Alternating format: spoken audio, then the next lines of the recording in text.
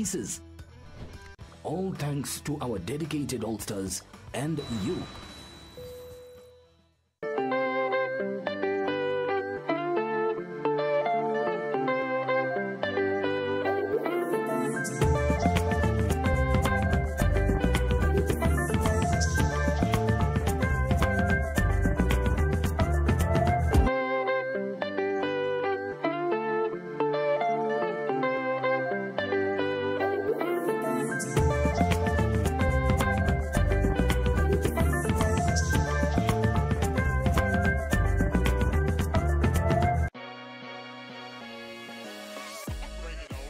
Welcome one and all to Park Peak Residency. This is Mwenesu Musalia, the curator of Fine Places and Spaces. I am currently in 4th Parklands, Nairobi, in an amazing development by Urban Pulse Real Estate Limited. This property has a 3, 4, 5 and 6 bedroom unit complement, which is available for you to come and view every day from Monday to Sunday, 8 a.m. to 5 p.m. So let's get into it, guys, and let me show you what this amazing property is all about.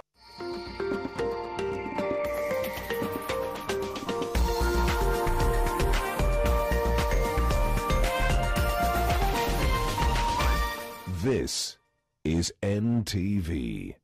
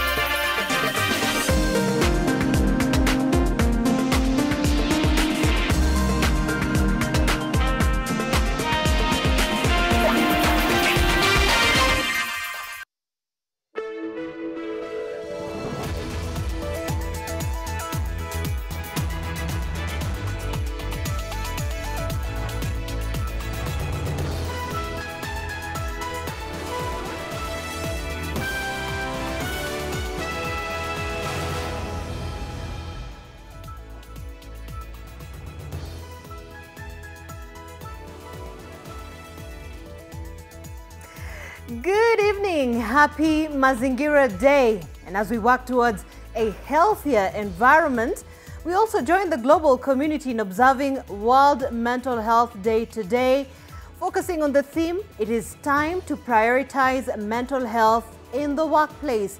Now, this recognizes the critical need for supportive work environments because for many, work is not just a source of income, but a significant part of our identity and social life. And certainly, I will be engaging a fantastic panel as we delve into that matter a little later in the broadcast. You know, you can engage with us on our social media platforms at NTV Kenya and at Zainab Ismail as well.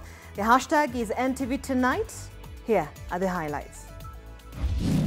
Tonight. Na kama serikali wangetusaidia watufanyie SHA ikuwe mzuri ama waturudishie NHIF ikuwe sawa, tungekuwa tunajitibu bila kelele. Hii ugonjwa ya dialysis kweli iko na gharama. Falling through the cracks of a broken 104 billion shilling system. A family in Keses mourns a mother who missed a dialysis session due to the SHA inefficiencies. Also tonight, niungua miguu yote na mkongo na kichwa. Another victim of a broken government system. 10-year-old girl nursing deadly burn wounds, fallen high-voltage electricity lines left Sharon Kalalwa with an open scope. Plus, if we cut these trees, then it will not be easy for even those Christians to get that water. Keeping the right connect between nature and the spirit. Marian Shrine in Subukia to get a facelift in keeping the environmental conservation. And there was a lot of speculation that Rigathi Gachagua wants to resign. Rigathi Gachagua's big gamble in a fight back. The deputy president risks losing lavish retirement parks if the Senate upholds his impeachment.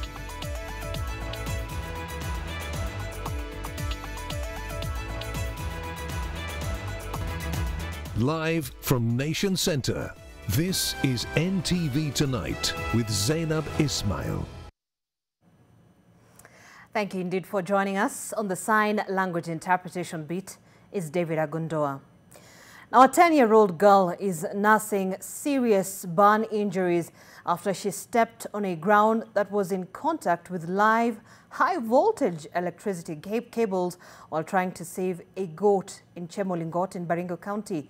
Now, the family of the grade 2 pupil is being faced with a huge hospital bill as a girl who has been admitted at the Nakuru Level 5 hospital for 5 months now is expected to undergo further reconstructive surgeries to cover her exposed scalp.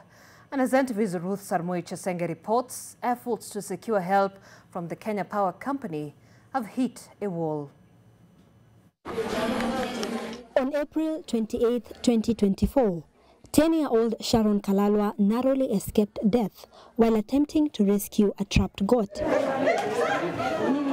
In an act of bravery, Sharon unknowingly came into contact with a live electric current from fallen high-voltage power cables. Sasa ameenda kuona nini ameua hii mbuzi. Akataka kushika hiyo mbuzi, stima akarusha. Ni paisa 3. Hii mtoto alichomeka. Akakaa stima mpaka saa 6. Paka mtu ya Kenya amekuja kutoa kwa moto. Watu wameokopa kutoa kwa moto.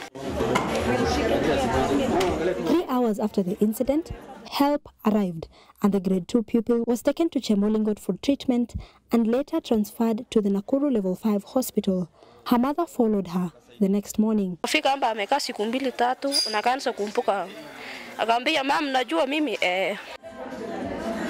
For over 5 months now, a team of doctors, nurses and specialists have been working round the clock to see her condition improve.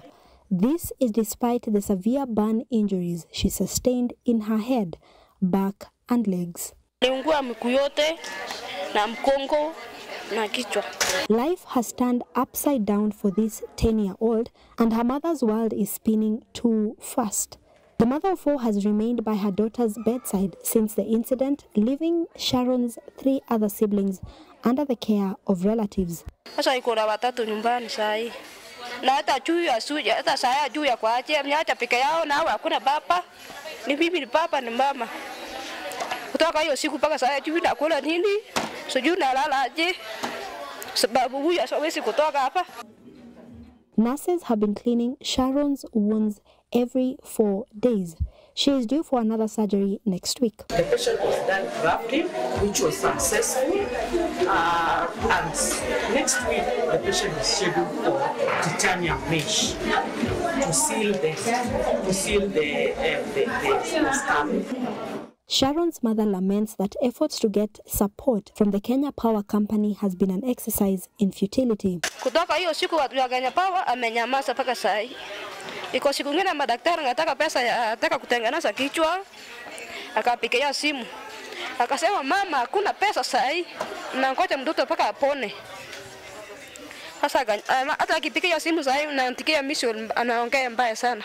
Samuel Boigor, the Baringo County Business Manager for Kenya Power, confirmed that an investigation into the issue had been conducted and a report submitted to the company's Safety, Security and Insurance Department for further action. What usually happens, we visit affairs and then do an incident report. So what we expect is now maybe if once a child is out of hospital, we now engage with our insurance. Why we are saying like so? Because some things can happen. Some cases are an injury and then sometimes they change it to a fatality or something like that. Though the family is unable to foot the current hospital bill, Boigor states that the Kenya Power Company only compensates victims after full recovery. Ruth Sarmoi Chesenge, NTV. And now the family of a woman who passed away on Friday last week, 2 days after missing a dialysis session after a hospital in Eldoret failed to attend to her due to the confusion in the transition from NHIF to SHA, has blamed the government for not considering the needs of chronically ill patients before embarking on the transition. And as our reporter Mashari Mbugwa now tells us, the family, which has 2 other chronically ill members, is calling on the government to streamline the transition process for the sake of patients from humble backgrounds across the country. At Mogo Beach village in Keses constituency, Uasin Gishu County, The family of John Cheboi is mourning the death of their matriarch, 66-year-old Elizabeth Cheboi.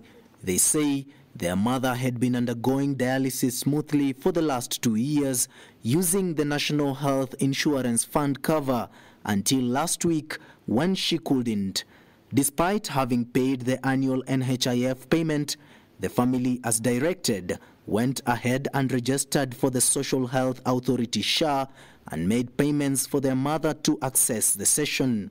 However, they say it did not reflect in the shift system and they opted to go with cash payment, targeting to achieve the required amount by Saturday. By the time they managed to pull funds from friends and families, it was too late. Elizabeth succumbed on Sunday evening while still at home. Tumeng'ang'ana kutibu mama yetu kwa muda mrefu na changamoto ambaye ilitupata ni kuhusu changamoto ya uhamisho wa NHIF kwenda SHA, ndio ilitufanya tupate shida ambaye tuko nayo kama familia. Tayari tumejikasa kusema kwamba tumemlipia kadi, tumesaidia wazazi kuwalipia makadi ya tiba. Alafu baadaye tunasikia kwamba wamebadilisha mtu afungiwe nje na tayari ishalipwa. Inakuwa ngumu, tena ni mzito kwetu. The late has been ailing for 10 years. First, she was diagnosed with diabetes that even led to her undergoing amputation of her right arm. She then suffered kidney failure and has been on dialysis for 2 years. She used to go for 2 dialysis sessions a week, every Tuesday and Friday, and the family is certain that she has never missed a single session since. Kama NHIF tu ingeendelea vile ilikuwa, hii maneno yote ingekuwa. Juu ile muda yote ametumia, tulikuwa tunaendelea mzuri. Hakuna siku yenye mama amekosa dialysis hata siku moja. Hata kama ni transport, tuna make sure tumepata transport mahali aende usi. Similarly, Solomon Bor, son of the late Elizabeth, has had his fair share of the troubles linked to the Social Health Authority SHA. He too undergoes 2 dialysis sessions a week. Even after registering under Social Health Authority SHA mid last month, he says his details have not reflected in the new system. He has been forced to enter into debt by undergoing the past 2 sessions on credit amounting to 20,000 shillings. Now, he is more worried because he needs to raise another 9,500 shillings for his Friday's session. Mimi sifanyi kazi yote. Na cover yenye ilikuwa inatusaidia ya NHIF imefungwa. Na tunaambiwa tungoje. Sijui kama tutasaidika ama maisha yetu imeishia hapa. The family also has their sister undergoing treatment relating to liver complications and has been in and out of different hospitals since the start of the ongoing NHIF to SHA transition. They feel drained financially, having exhausted all sources to cater for their late mother and the siblings' medical expenses over the years. Mama ameugua kwa muda mrefu. Hata saa hii tunapoongea hivi, hatuna kitu, kila kitu imeisha. Tumeuza wakimtibu yeye. Kwanza maneno ya transport. Kila siku kwenda hospitali. Na hivi vitu yote tumelipa NHIF, tumelipa ya mama mpaka hata pesa yake iko huko. Sijui itasaidia nani sasa, na yeye ameenda. Haya, dada yangu amelipa cover. Yeye ndio analipa cover kwa sababu anafanya kazi ya serikali, lakini sasa hiyo haimsaidii na amelipa cover. So, hii kitu itasaidia nini? Nini itatusaidia? Mtu kama mimi, mtu mwenye sina chochote, nini itanisaidia? They now blame the government for the instant transition and system failures that have now cost them a life and risks others. Sasa mzigo imeongezeka tangu tuanze hii mambo ya kupindua hii mambo imepinduka. Gharama imepanda zaidi. Kwa sababu saa hizi sisi familia yangu hii sasa tuko na shida kubwa kwa sababu tumepotesha mtu mmoja. Tuko na watu 3 wagonjwa. Sasa mama yangu amefariki, lakini nalia. Sijui kama nitapiga hata kura siku nyingine. Siwezi piga kura siku nyingine juu unapiga kura lakini inakuja kuaffect wewe unateseka tena. The Chebois are calling on the government to adopt a seamless transition from NHIF to SHA that is keen on not hindering chronically ill patients from accessing treatment. Sasa nataka wasaidie tu wenye wako wanaenda dialysis, wasaidie hawa. Juu watu wengi wanalia sahi. Huyu president wetu ajui sisi tunaumia huku chini. Angekuwa crowd huku hata aulize sisi, hata sisi tunaambia. Na sisi tujui tutaambia lugha gani. Sijui niambie na lugha yangu. Alafu aelewe. Na kama serikali wangetusaidia watufanyie SHA ikuwe mzuri ama waturudishie NHIF ikuwe sawa, tungekuwa tunajitibu bila kelele. Hii ugonjwa ya dialysis kweli iko na gharama. Kwa mtu mwenye anaenda dialysis anajua. Macharia Mbogwa, NTV, Mogo Beach, Uasin Gishu County. Very painful situation there. Meanwhile, a family in Nairobi is seeking justice for a 6-year-old boy who was allegedly assaulted by a madrasa teacher in Eastleigh. The boy is nursing injuries after he was beaten and badly hurt his arm, so his arm was broken by the religious leader. Now, the family claims it has reported the issue to the police station, but the suspect still roams freely. Rozongoi has more details. 6-year-old Abdi, not his real name, is nursing injuries. His arm is wrapped thickly with bandages. Abdi is among several children who have been attending Quran classes in Eastleigh. What is more shocking is the unnecessary anguish and pain that Abdi went through in the hands of the madrasa teacher. NTV has acquired CCTV footage showing the teacher allegedly grabbing Abdi, pushing him on the ground and twisting his arm. The teacher then hits Abdi several times on the head. All this time, the boy could be seen trying to defend himself. The incident occurred 7th October this year. The child returned home crying and recounted the incident to his mother, leading the family to file a complaint with the police. According to a medical report, the boy suffered a fracture on his left hand. Mwalimu alikuwa anafinyilia mtoto chini kama mnyama. Sasa hiyo ni kitu ambayo mimi sijafurahia kama mzazi. Mtoto wangu hata halali usiku, anaumwa. But the madrasa teacher denied the accusations. Mwalimu alikuwa karibu na mtoto, akanyang'anya mtoto aseme ameanguka kwa choo, lakini mtoto amesema mwalimu ni yeye amemfunja mkono. The family says the suspect is on the run. They find it difficult to understand how police have not apprehended him days after they reported the incident. Nikapeleka mtoto wangu hospitali, nikachukua B3, nikapeleka police station, na OCS amepewa pesa na hao watu wa familia ya mwalimu, na wamempea 100,000. Sasa mimi nataka usaidizi kwa mtoto wangu. The family is angry with the men and women entrusted with the security and safety of all Kenyans. Wamekataa kunipea B3 na documents zangu za mtoto zote. Sasa mimi nashindwa nitafanya nini, kwa sababu hiyo ni mambo ambayo hawezi kueleweka. Tukiingia OCS anatupukuza, anatuambia atatushika sisi wenyewe. Youth leaders in Eastleigh have highlighted the prevalence of abuse on minors, urging parents to remain vigilant on their children's safety in madrasa. Siwezi rudisha mtoto wangu hapo. Kuna mama amelia, mtoto analia, mafamily yote analia, so that tunataka haki yao. Rozongoi, NTV. Another unfortunate report there. But away from that, groups of people, private organizations, public institutions, and even the security forces today embarked on tree planting to mark Mazingira Day. Lois Wangoi has the details on how the events were carried out across the country. Laikipia County enjoys a split climate pattern with a cool and wet highlands on one side and the hot and dry lowlands on the other. In marking Mazingira Day, the Kenya Air Force staged a frontline activity of planting trees along Nanyuki's lowlands. All military units and bases across the country have massive tree planting program today. It is not only today because it's a Mazingira Day, we do it every month.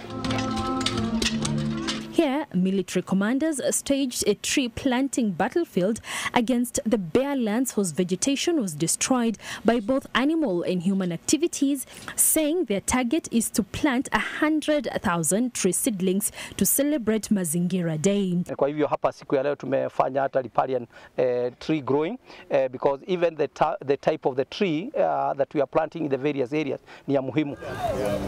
In the county of Siaya, environmentalists have expressed concern over the county's tree cover, with residents being urged to plant trees at household level in an effort to make Siaya green again. It is their responsibility to conserve and protect the environment.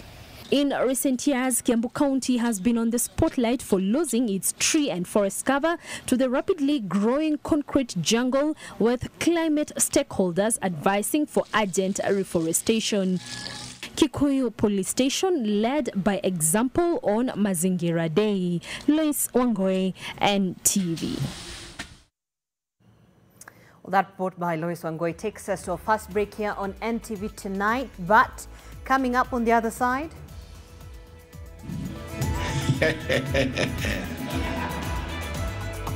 Rigathi Gachagua's big gamble in a fight back. We tell you of the lavish retirement packs that the DP stands to lose.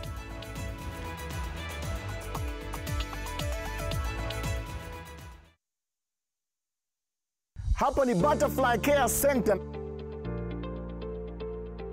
Na watoto hawa wanahitaji proper improvement kwa dormitories, classroom, kitchen, vyoo, mahali pa kuogea na mahali pa kuchezea. Pamoja tuna nguvu, na ndio maana *570# option 4 kuna Probox na 1 million Kenyan shillings. Inamaanisha kila stick ambao unacheza nayo ili kushinda Probox au 1 million, part of it inatengwa ili kuimarisha maisha ya watoto wa Butterfly Care Center. Iko na ni mpya na inakufaa, na ni *570# option ya 4. Pamoja tuchezi tu, tunasaidia na tunashinda.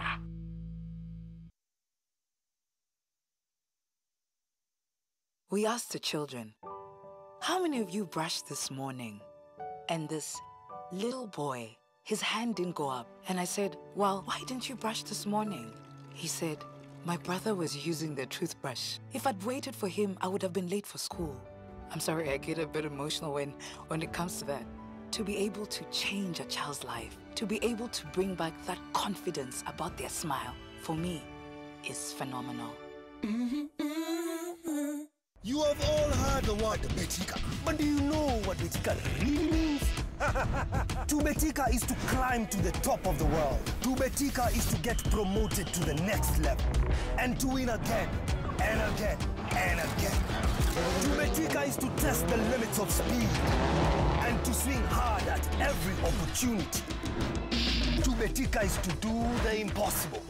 It is possible with Betika. Welcome to Betika, the home of champions. Both of you are grown-ups. You knew what you were getting yourselves into. Now, act like grown-ups and face the consequences of what you've done. You have to marry Kelly. Mom, Kelly and I have already talked. We're not getting married. Their marriage doesn't seem like something you want. But of course I don't want it. I mean, because I know Nikolai's stance on it. Have you maybe fallen in love with him too? What if I say that I will do everything so I can let go of these feelings? Will you come back here then? I've already accepted that I can't be anything more than that. So I just want to let you know that I'll always be here if you need a friend.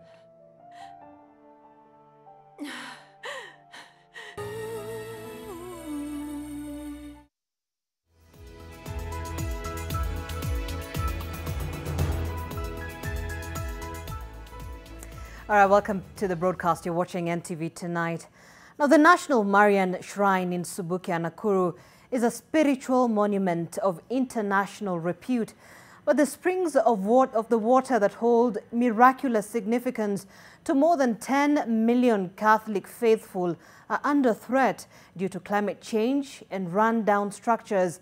But as the Catholic Church marks 50 years of small Christian communities, It has mooted plans to rehabilitate the Marian Shrine, established more than 4 decades ago, as Bridget Sangana now reports.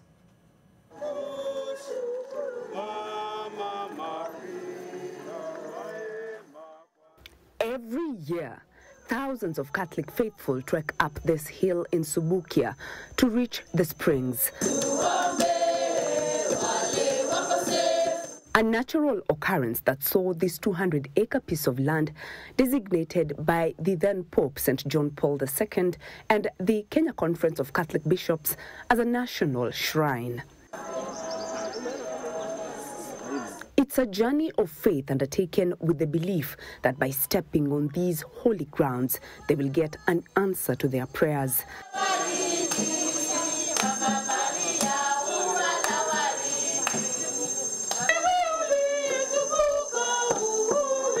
But in 4 decades, the springs and the surrounding environment have withered, caving under the pressure of the thousands of feet that trod this path in search of spiritual nourishment. If you look at the structure we have here, it is not befitting, leave alone a national shrine, a shrine per se. It is very uncomfortable where the people sit, and even where the masses are done, the altar is not in a good state. The shrine is surrounded by private land, and the degradation in her neighborhood is threatening the well-being of the springs that gush out from the undergrowth sustained by the indigenous forest. You should know that nature never forgives, because the trees are the main water catchment. If we cut these trees, then it will not be easy for even those Christians to get that water. All over the world, Catholic shrines are known to be spiritual and tourist attraction sites, and this is why a committee has been selected to renovate the Marian Shrine in Nakuru in order to elevate its standing as a spiritual and economic hub. We will be on the same levels like Namugongo, Kibeho in Rwanda and elsewhere. And the many pilgrims who will be coming here, they will have the opportunity of having to pray in a very good, serene and attractive place. We try to rehabilitate this to bring it to world-class standards so that the place can be serene, it can be quiet and so on. And also, like you can see, it also has a lot of other economic benefits as a country. The architecture of the revamped shrine monument will not involve cutting down of any trees so as to safeguard the springs. So we wanted an open structure, but still give people a place where they can have a proper shelter. We will maintain the position of the spring, but we will change the final finish of the spring. Because there is a lot of springs that come up from this area, and we not only the trees, but also will put other plants that are I would call them climate friendly. The renovation of the springs at the Marian Shrine will cost 25 million shillings, and the project is expected to be complete in 2 years' time. This year, the National Marian Shrine marked 50 years since the small Christian communities were established as the foundation of the Catholic Church in Africa. Bridget Sangana, NTV, Nakuru. Well, to some politics news now. If the Senate will uphold the impeachment of Deputy President Rigathi Gachagua by the National Assembly next week, then the embattled Deputy President will not get any of the lavish retirement benefits that a Deputy President is entitled to.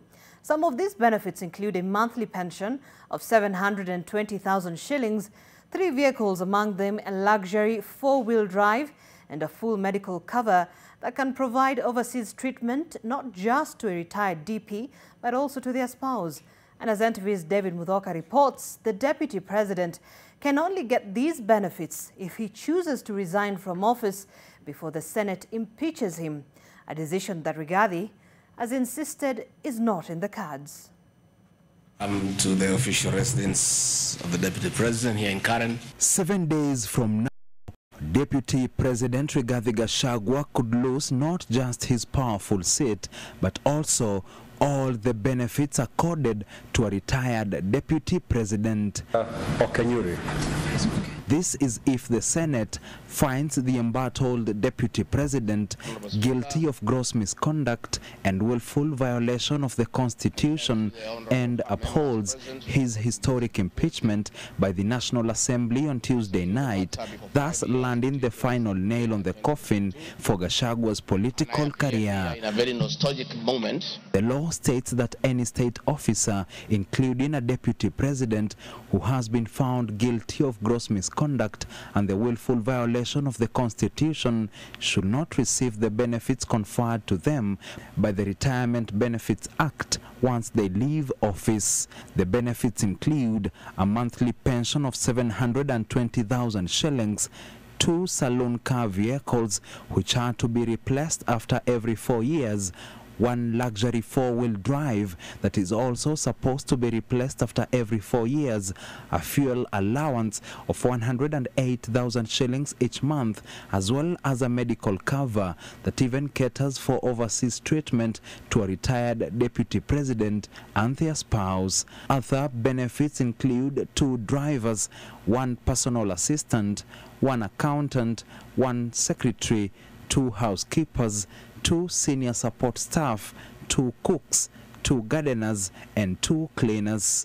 More benefits include armed security guards who shall be provided at the request of the retired deputy president, diplomatic passports for the retired DP and his or her spouse, office and office equipment, maintenance of the 3 vehicles provided to the retired DP, as well as access to the VIP lounge too at all airports in the country. These benefits are lifetime, meaning a deputy president who has retired in line with the Constitution is supposed to enjoy them until he or she dies. Late brother directed the hotel. Most constitutional lawyers agree that Deputy President Rigathi Gachagua can only get these lifetime benefits if he chooses to resign from office before the Senate impeaches him, a decision that Rigathi, however, while addressing journalists on Monday, insisted is not in the cards. When I called this press conference, there was a lot of speculation that Rigathi Gachagua wants to resign.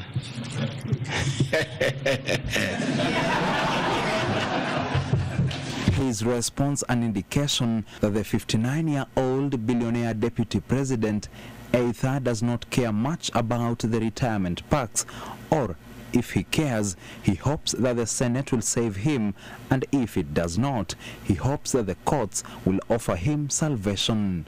Former state officers already enjoying the multi-million retirement benefits include former Prime Minister Raila Odinga, retired Vice President Kalonzo Musyoka, as well as his predecessor, retired Vice President Mudi Awori. In 2023, Raila's office received 78.86 million shillings, Kalonzo's office received 59.23 million shillings, while Mudi Awori's office received 43 million shillings. Thank you very much, good people. David Muthoka, NTV, Nairobi. Well, the neck-breaking speed at which things are moving in as far as the impeachment process against the deputy president is concerned only points to one thing. That is, that the country could have a new second-in-command sooner than expected if the courts will not overturn the verdict of the legislature.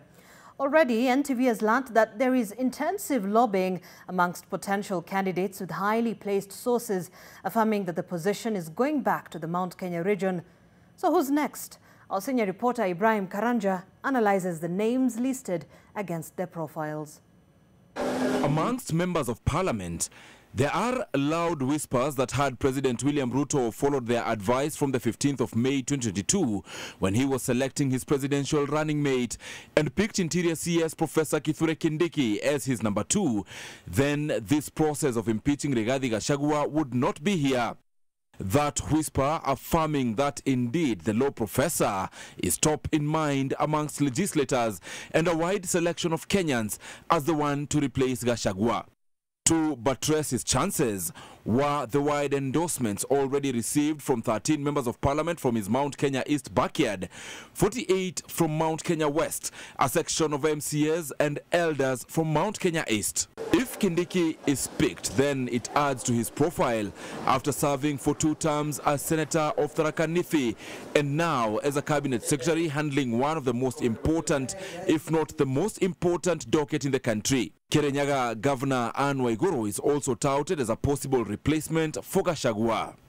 Being the first and only lady to have served 2 terms as a governor, Waiguru will make another first if she is picked as Ruto's deputy and becomes the first woman deputy president. In this exclusive interview with NTV 2 weeks ago, Waiguru was dodgy about whether she'd take up the deputy president's position if offered. If you have no ambition, you have no business being in politics. I have ambitions. The time will come for those ambitions. As a political leader, it's up to you to play, position yourself, and be in a place where you want to carry out the role that you want to carry out. Only to be endorsed at a G7 Women Governors Forum in her county the following day. Angalia mbele na sisi tuko nyuma yako. During an earlier G7 meeting in Machakos, Waiguru had yet again received a resounding endorsement. Waiguru's counterpart in her neighboring county of Murang'a, Governor Irungu Kang'ata, is among the surprise candidates being fronted, with conversations within Parliament saying that a section of members of Parliament prefer the soft-spoken governor who has risen through the ranks from serving as a councillor under the old constitution to being a lawmaker representing Kiharu constituency in the National Assembly, then joining the Senate where he served as House Majority Whip. Those wishing for a Kang'ata occupation of Harambee Annex as deputy president cite his track record as a parliamentarian and as a governor as his greatest strength. They also state that coming at a time of heightened differences between President William Ruto and his besieged deputy Rigathi Gachagua, then Governor Kang'ata's conciliatory and non-confrontational nature is best placed for a deputy. Leaders are leaders, irrespective of wherever they come from, and we only pray that they do a good job for the people. That is the real test of leadership. Still in Murang'a, and Kiharu lawmaker Ndindi Nyoro is still being thought about. While some argue that Nyoro's loud silence in Gachagua's impeachment may be his undoing, others say that it may be a strategy as a possible replacement not to take part in lynching his successor, and so that he can successfully cover as the senior-most leader from the mountain if selected. Nyoro is currently in his 2nd term in Parliament, and his impressive development record in Kiharu has made him an admired peer amongst his colleagues, with some trooping to his constituency for benchmarking. Yet Nyeri County too does not want to completely lose out on what they believe is rightfully theirs. Some players are pushing for former Health Cabinet Secretary Mutahi Kagwe to take up the position. Last in the list is Embu Governor and UDA Chairperson Cecily Mbarire. For President William Ruto, the appointment will be beyond satisfying the region, but getting a number 2 with whom he will effectively serve with for the remainder of the term. Ibrahim Karanja, NTV. Well, certainly will be an interesting couple of weeks ahead in the political landscape in the country. Let's take a short break. We'll be back with more.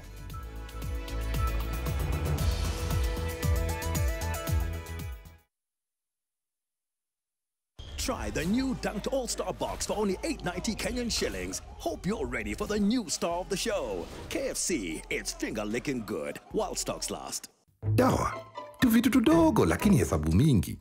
1 times 4, 3 times 2, 2 times.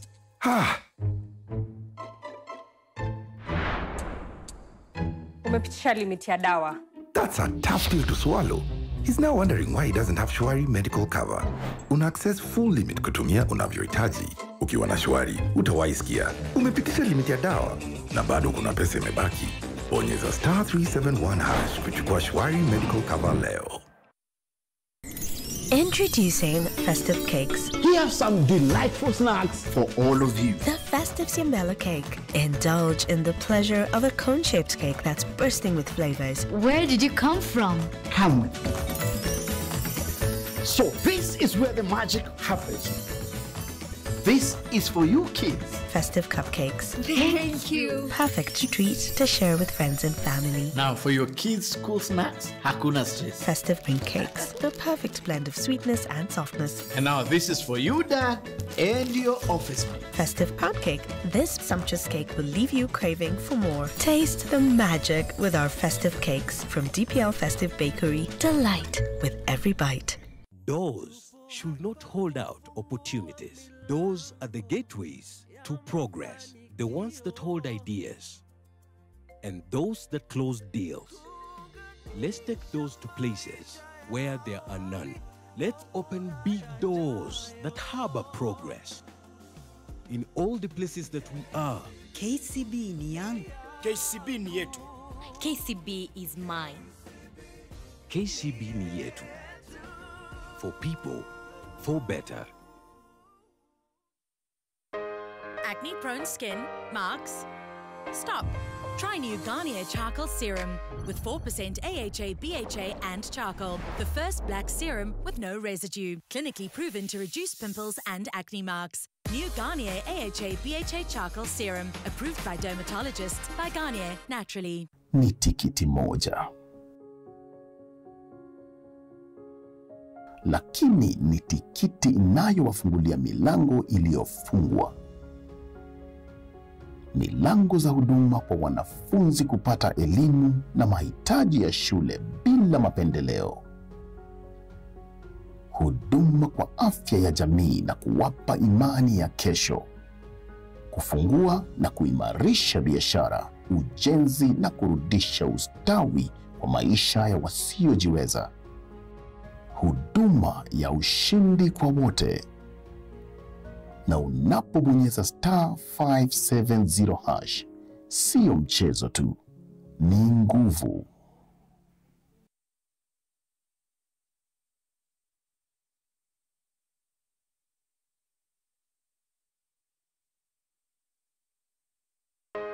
Acne-prone skin, marks? Stop. Try new Garnier Charcoal Serum with 4% AHA, BHA and charcoal. The first black serum with no residue. Clinically proven to reduce pimples and acne marks. New Garnier AHA, BHA Charcoal Serum. Approved by dermatologists by Garnier Naturally. Live in the moment. Live a little today. What'll happen tomorrow? Who's to say? Life's too short to just be living. Life's a precious gift, so keep believing.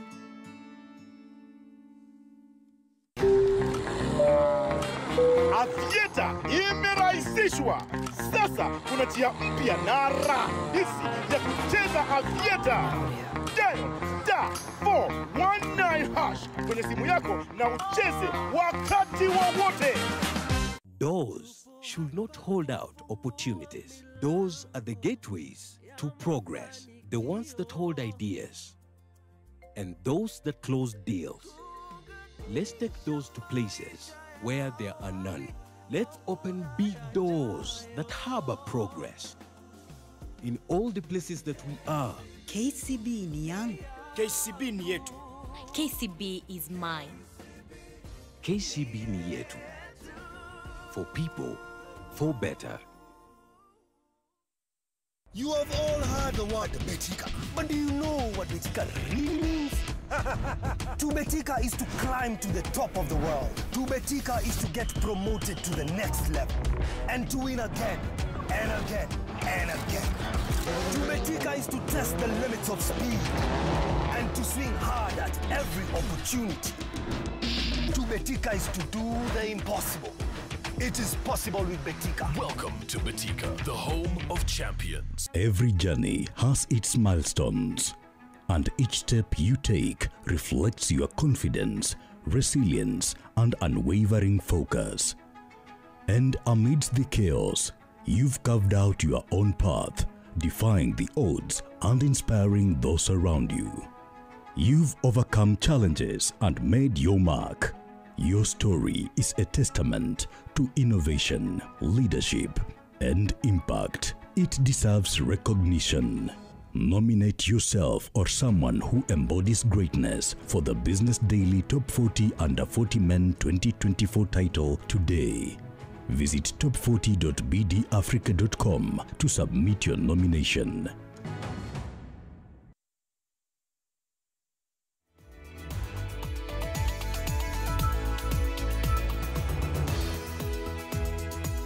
Thanks for staying with us. Climate finance pundits have rallied the call for a green transition that meets development needs of Africa. This as the world prepares for COP29 in Azerbaijan.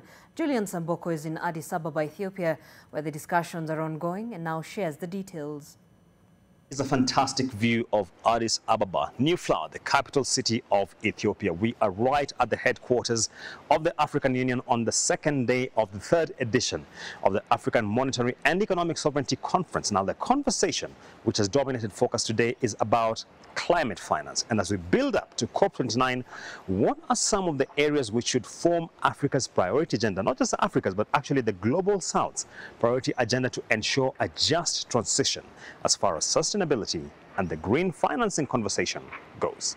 Discussions about climate policies, energy policies, and development policies, and to present a Pan-African, coherent, long-term, strategic, transformative vision that would simultaneously address the climate, development, and energy challenges that we have on this continent. No democratization without decolonization, no de-dollarization without decolonization, and indeed no decarbonization without decolonization. In the present global environment characterized by what has been called a global funding squeeze by high interest rates locking out frontier markets such as Ethiopia and Kenya from the global markets, there has been significant innovation around climate finance, whether you're talking about carbon markets or increasingly what we have seen as debt for nature swaps. But the question that Africa is now asking is, how can we ensure these solutions are optimized to the needs of Africa and the Global South? Finance and the structure of global finance architecture, as we know and as we heard over and over again, is an absolute major obstacle to the transitions in Africa. We cannot rely on global capitalism. The continent cannot rely on global capitalism. And so there are right now, just in the past 2 to 3 years, there have been many countries that have already signed carbon market deals. Oftentimes this involved either enrolling these protected areas already into the carbon market, or they have had to expand the protected areas. Every year, Ethiopia sends to the global markets about $1.6 billion worth of coffee, the country's largest export and source of foreign exchange earnings. Now, I want to finish this report by getting a sip of the country's finest coffee, and we are here about to receive coffee, which of course is brewed right here in Addis Ababa, and we shall get a sip of how it feels like when it comes to coffee in Ethiopia. And there you go. Thank you. And this is it, ladies and gentlemen. Fantastic. Julian Samboko for NTV in Addis Ababa. All right, thanks Julian Samboko for that. Certainly bring us some of that coffee back in Kenya. Now, as we mark the World Mental Health Day today, I want us to shine a light on a crucial aspect of our lives, the workplace. Now, for many, work is not just a source of income, but a significant part of our identity and social life. A fulfilling job can enhance mental health and overall well-being, making it vital for employers and employees to collaborate in cultivating a supportive environment. Now, everyone deserves a mentally friendly workplace where they can thrive, and that's why, as a reminder of our shared responsibility in creating spaces that promote mental wellness this day, I'll be joined by a fantastic panel of ladies who will be sharing with us and will be delving much deeper into the issue of mental wellness in the workplace. But before we get into that conversation, I'd like us to hear the story of one Shikushi Kangede as she shares a journey in a toxic workplace and how she overcame. And of course, this was quite some time back during one of our Friday shows in News Court. Let's have a listen. My story started from when I joined the workplace. So 2018, I joined this workplace. It was my dream job, honestly. the first time I went for the interview, someone just asked me, "Are you sure about this place?" That was really awkward. But then I didn't have a good job before, so I thought maybe they're trying to scare me away, so I took it anyway. The orientation process was beautiful, honestly. Like, you know, why you should work here, why, you know, we are there, everything. That was really good until the first month at work when everybody's masks peeled off. Here were the rules. Leave your emotions at the door. Didn't make sense what that meant. But then I discovered there was something missing. I wasn't sure that was my place. I started feeling left out of place right from the start. So there were groupies at work. And then they will show me that they don't want me. So I was part of a certain team. We were 15. So the 15 guys at work really made me think like I was not good enough. But I later discovered that was a team dynamic. So they're always fighting each other, because every time when I joined, 3 people were leaving. When I was there, other people were also leaving. So I didn't understand. I thought they were getting better jobs, honestly, only to realize, oh, okay, this is why you're leaving. So that the dynamic of the team, the guys who remained at work were the gatekeepers. Now I can call them gatekeepers. So their work was to ensure that they frustrate you till you leave. So 2 years later, actually not 2, I didn't even last 2 years in that job. It got so bad to the point that I got depressed, but I didn't know it was depression, honestly. I just thought I was not okay. I was always tired. I always woke up in the morning and I'm like, ugh, I have to deal with this again. So that was every time someone would ask me, how are you? I'm like, ugh, is there another way? Like I could just escape this workplace. So the toxicity was so crazy that I think I had to always remember that I signed a contract that I cannot speak about my experience. The worst thing is I never took a break while at work, because I thought if I take a break, my manager will tell me, hey, so these people will say that you're not competent. You know, you may go, then someone will come, you'll get your job. So I was afraid of losing my job. Yet I was really doing my best at work. Because even the people who I would look up to never would take breaks. I actually discovered wine because of that job. Because everybody at work would leave and they will go get drunk. And I'm like, is this because it's fun or you can afford it? Kumbe everybody was dealing with stress differently. I became a different person. I couldn't really even see myself. I started having quarrels with my family, my friends, but I was just crying for help, but I didn't know what was going on. I would cry myself to sleep. It's really it doesn't really make sense that a dream job ended up really like traumatizing me to that point. So even at work, I developed a very bad habit where I will start second guessing myself. So even when I will do something, I had to ask like 10 people. So now, later I realized, oh, this is how, that's how that dark space for me was. Like, I never trusted my own guts, my own thoughts. I never trusted myself.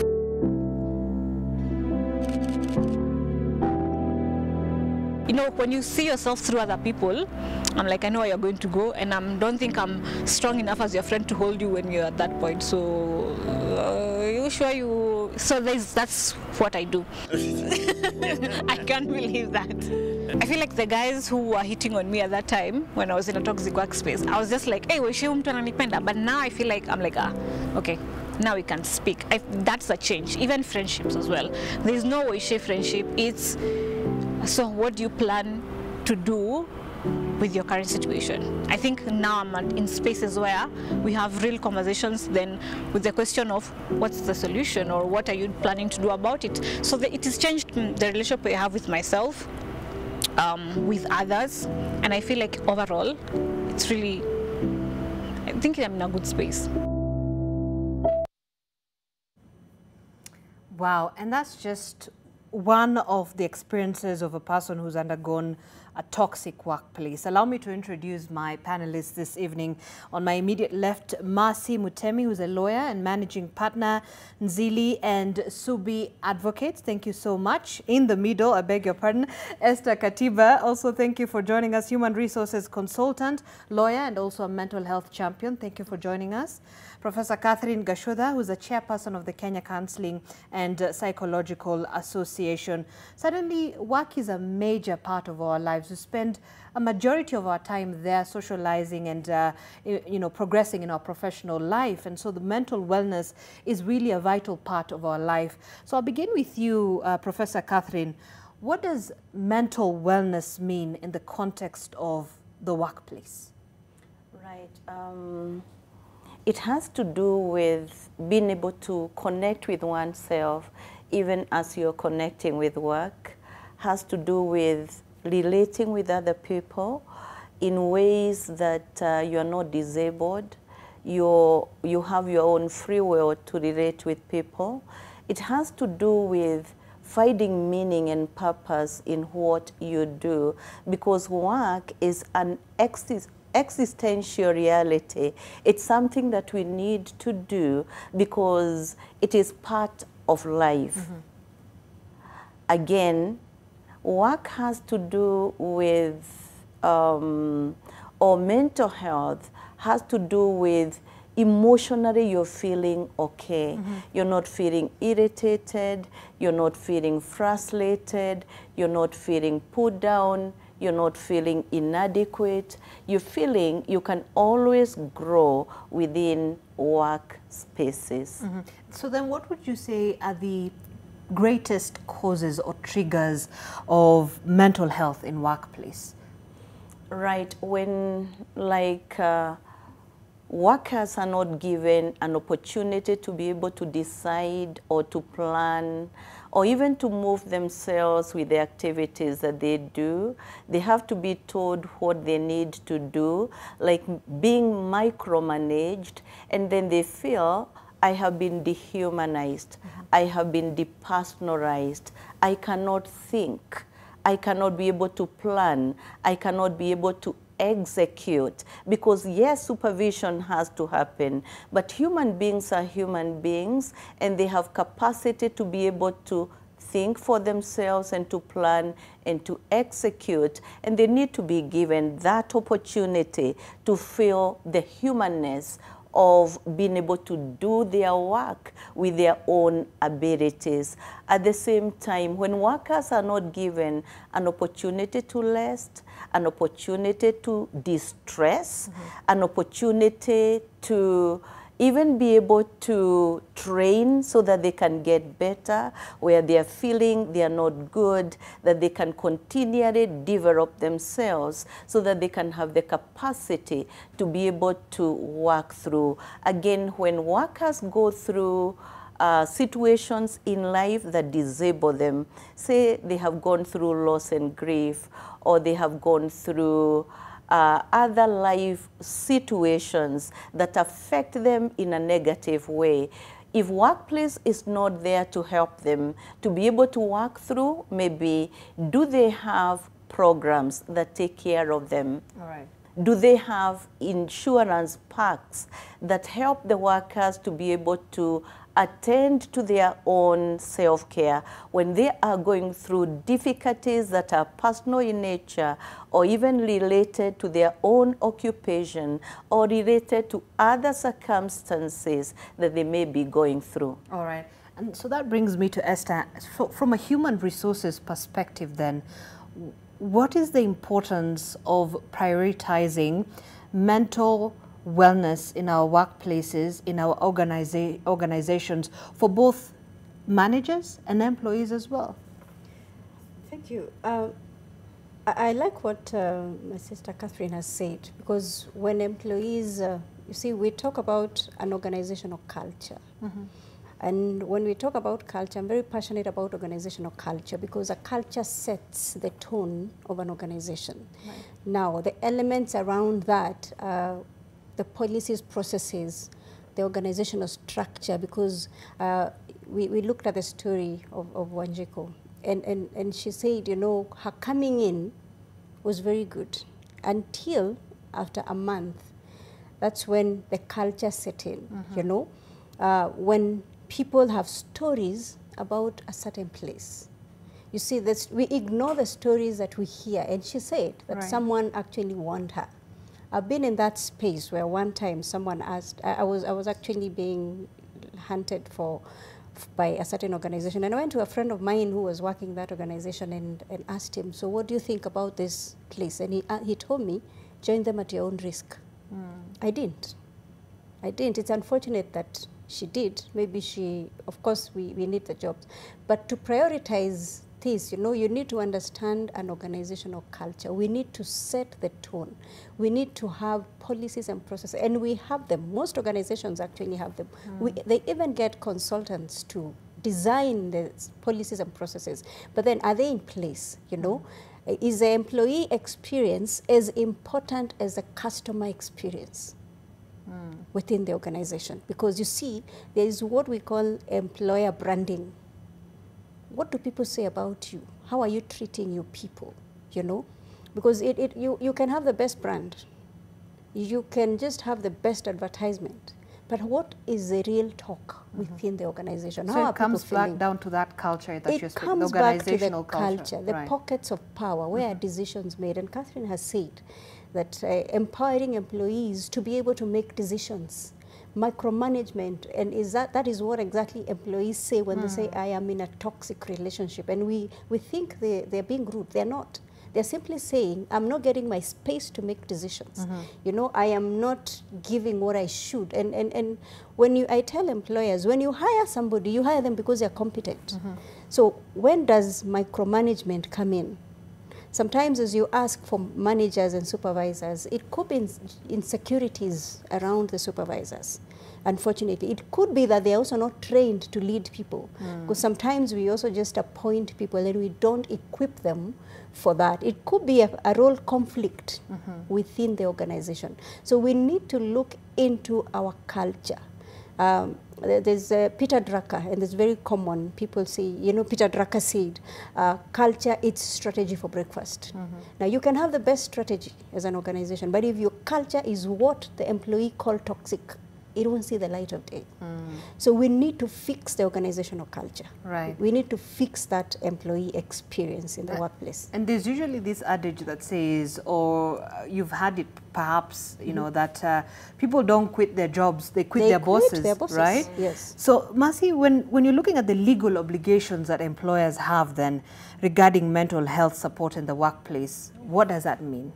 Well, I think when it comes to employment matters, the first stop for me is always like at the Constitution.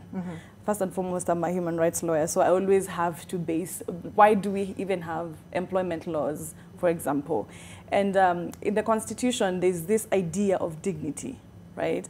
And the first thing it tells you in the Bill of Rights is that these rights are not given to us. They're not, it's not the employer giving you your right to payment or your right to be treated fairly. We come with dignity inherent to us, right? And the whole idea of human rights really is to preserve this dignity, to uphold your dignity. So you find the right to fair labor relations, for example, in the Constitution, and you pay attention to the actual words that are being used there, fair labor relations. And the first thing it tells you is to reasonable working conditions, right?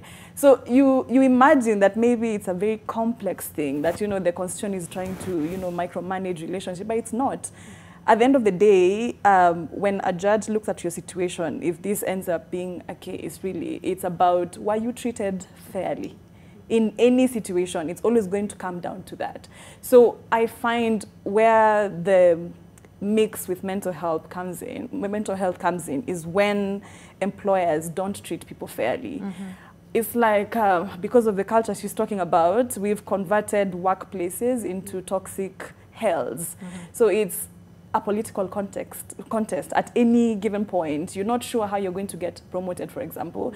You always have to think, what game do I need to play? Who do I need to have an affair with? Who do I need to sweet talk? If this one's having an affair with this one, who should I one-up them? And that's how I get promoted. Nobody is acting fairly. So there's this mess where you feel like you're running a race that you're never going to win, and that leads to mental health deterioration. So if you don't treat employees fairly, of course it's going to lead to a mental health deterioration, and that's going to become more complex. Like she's saying, it starts at the top. At the top, it's already toxic, where there's expectations from you as a supervisor, but you don't know what these expectations are. You're always being told you're performing poorly, but what is poorly? Or will increase your salary at the end of 3 months, and that just never happens. That's not a reasonable working environment, and that's really what the law is telling you, that you have to subject your workers to a predictable working environment. If you tell them that if you do this, then it's going to lead to disciplinary action, it needs to apply across the board, not where you pick and choose. And then there's these situations where you're not treated fairly, it leads to mental health deterioration, and then what? So what are you supposed to do about that? Can you, for example, take your employer to court because they stressed you so bad that you suffered depression, or it's so toxic? You know, sometimes it's very hard to put these things into legal language, that they're just toxic, or they're just so hateful that they've, you know, killed my life, or I just feel like dying because of what has happened to me at work. And at the end of the day, it's always going to come back to, did they treat you fairly? And you'll find the answer is always no. You were either being subjected to some unknown rules, or some competition that doesn't really have a word, or moving targets, for example, or you're not being paid your salary on time, and these things in themselves are legal violations. Essentially what I'm saying is, if employers follow the law, and if they treat the employees fairly, then you do end up having a healthy working environment. It's not about your personality. You can be the worst person, you can be a person people cannot stand, but as long as you treat your workers fairly, then we don't have to get into your personality. You shouldn't be a good person to be a good boss. Right. You should just be a person that follows the law. And then it also goes back exactly to what Esther had said in terms of training and upskilling the managers and the people who also are, you know, leading and managing the rest of the people in the organization. But we're going to continue in a short moment. Let's take a very quick break. We'll come back and have this conversation. Stay tuned.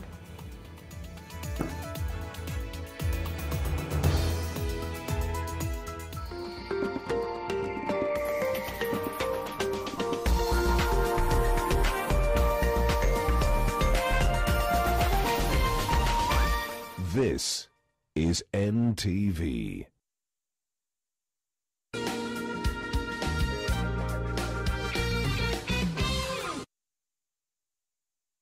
New Downy perfume collection. Sometimes I need a scent to keep me calm amongst the chaos, or a light fragrance that keeps me fresh in the heat, or a perfume that feels elegant all day and into the night, lasting longer than expensive perfumes. New Downy, lavender calm, sunrise fresh, and sweet elegance, freshness that inspires confidence. Your dreams have come true. Try it for only 20 shillings. You have all heard the word Betika, but do you know what Betika really means? To Betika is to climb to the top of the world. To Betika is to get promoted to the next level, and to win again, and again, and again. To Betika is to test the limits of speed, and to swing hard at every opportunity. To Betika is to do the impossible. It is possible with Betika. Welcome to Betika, the home of champions. Lakini vile hii ekonomi imetufinya, ilinibidi kubadilisha sabuni nikatumia ingine rahisi. Bala, ilibidi nioshe kila kitu mara mbili. Sikuwa na otherwise, nikarudia Ariel. Ariel, usafi bora kwa mwosho mmoja tu. New Downy refill pouches, lasting longer than expensive perfumes. Cut, store, and no need to add water. Serve with a Downy refill.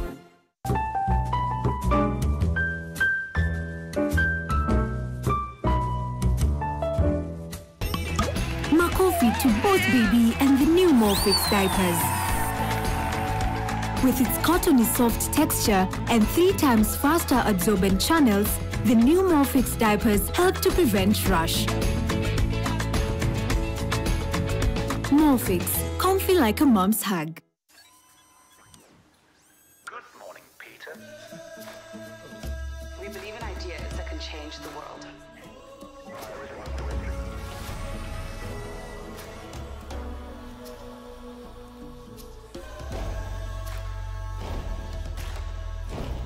we are for every dreamer, creator, striver, and believer. At ABSA CIB, we are invested in your story, and we invite you to write it with us because your story matters. ABSA. You know you're flying with the world's best. Crowned by Skytrax 15 years in a row. Yep, we've taken over 500 million of you to places. Our crew, they train like champions. Global safety standards, we nailed them. 23 years and counting, all thanks to our dedicated All-Stars and you. You have all heard the word Betika, but do you know what Betika really means? To Betika is to climb to the top of the world. To Betika is to get promoted to the next level. And to win again, and again, and again. To Betika is to test the limits of speed. And to swing hard at every opportunity. To Betika is to do the impossible. It is possible with Betika. Welcome to Betika, the home of champions.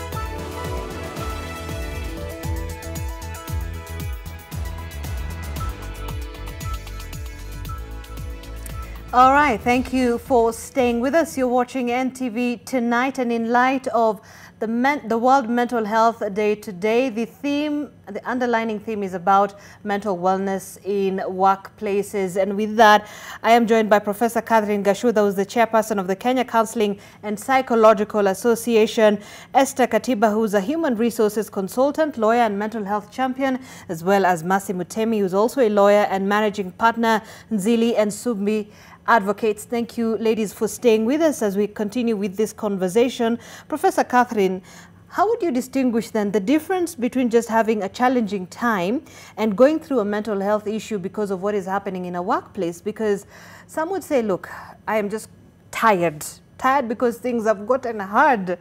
But then you also have somebody who's really been affected and their mental health is deteriorating because of a series of things that have happened at the workplace. How do you distinguish between the two? When you're going through a tough moment, it can be you're having deadlines that you need to meet, or there is something that has happened because maybe you have lost one of the employees, and it's basically a difficult moment. Something has happened. But when people are going through mental health difficulties or they are suffering mental illnesses, then you see the symptoms. You see the symptoms in the sense that one is feeling hopeless and helpless, is not able to engage with work the way they always do or they have always done before. Or someone is keeping on crying. You cannot understand the reason as to why you are tearing, you are crying, or you feel like you have disconnected with work. You do not have motivation for work, and you have started using like drugs or even beer or whatever drug of choice that you take on board. And you know it's different now. You're becoming irritable and you're bitter, you're angry, you're shouting, you know. And you're saying, it's not like me. And other people or other employees in your division or section are saying, it's not like you. What is happening? And you want to sleep and you don't want to bathe and you do not want to be with friends. It's getting difficult at the relational level, getting difficult in terms of the outputs, getting difficult emotionally. You're not feeling like you're one piece. You're feeling like you're disconnected with yourself, you're fragmented, you cannot tell who you have become, but you have become something that is a stranger to you. Because again, you're losing your humanness and your own abilities. So having a difficult moment is so different from when you're suffering a mental health illness, whether that is going to be anxiety or it is like depression or it is psychosis. It is different. The way I'm listening, I'm not listening the way I used to do before because I am having a psychotic episode or season, or maybe even hallucinations. I am seeing and hearing things that are not there. And my friends, colleagues are saying, no, we have not had that, and we have not seen that, and we have not thought about it in that way. There may be something that is happening to you. So there is a whole transformation that happens to this individual who is going through a mental health illness. So a completely significant change in this person that you used to know. Yeah. You realize this is not the same person. Their actions, how they act, what they do, what they say is completely different from who we know, right? So Esther, when you look at that, but there's still so much stigma that surrounds mental health, you know, conversations, and especially even in workplaces. This is a, you know, a discussion that we continue having, but not many people are willing to discuss it in public to say, look, man, I'm diagnosed with depression, or I have bipolar, you know, and all these things, because there's still that stigma attached to it. So then how can organizations create an environment where people can safely say that I am not okay, and, you know, I want to continue working, and give me the resources to be able to perform as I tackle this issue? Great. I think that it's important that this conversation around mental wellness begins from the top. You see, and I know most people have said, you know, it sits with HR. But I want to say, I think it should start from the top. If the CEO comes and says, I think we need to have a conversation with you, you know, we need to have this conversation, normalize mental wellness conversations in the workplace. And it's not just saying, I want to sit with you, I see like you have a problem, you know. It's checking on you, you know, how are you doing? How is your family? And very rarely do you find people asking you, how have you been? How is your family? You know, as Catherine says, checking on how you, where you come from, how you came. It's the performance. It's this and this, you know. Can we just go beyond the performance? Let's go beyond the sales, the targets, and just know that we are dealing with a human being. Normalize this, have programs within the workplace. And I have seen organizations that decide, at this time we take a break. You know, we have this conversation, we talk. Managers need to understand their team members. I need to know you so well that I can tell when things are not right. Right. I need to interact with you so well. I just don't need to push you for results, you know. I need to have the coffee or just take a walk with you. What is so hard about taking a walk with a team member, if you can? Or just holding online conversations, you know, bringing in speakers like Catherine that will just help us normalize this conversation. It's not as complicated as we think. I think we need to simplify this conversation. And I've always said that mental wellness conversations are no longer nice to have in the workplace. They are must have. We need to make sure that we are having this conversation. We need to bring it down from the top. It should come down to the managers, come to the supervisors, and all the way to the bottom. Because the impact of mental wellness on the cleaner affects the entire organization. On the security guard, affects the entire organization. If I'm mishandled at the entry because the security guard has an issue, it's affecting the entire business. So can we normalize this conversation? So does it come to the issue of providing those resources and creating those programs for, you know, employees and other staff to be able to, you know, engage and help themselves? Yes, I keep saying, you see, when you're having your budget lines, planning for salaries and many other things, can we have a budget line now for mental wellness, which is very rare in most organizations? Can we have a budget, you know, where we will have the talks, we will have people go for counseling, we will support them? Because you see, if we don't support our employees, as Catherine says, you can see those signs in the employees, then what do you do with them? When I have seen that you have these issues, where do I take you? Do I just terminate your services? And there, Mercy is looking at me like, terminate them and bring them.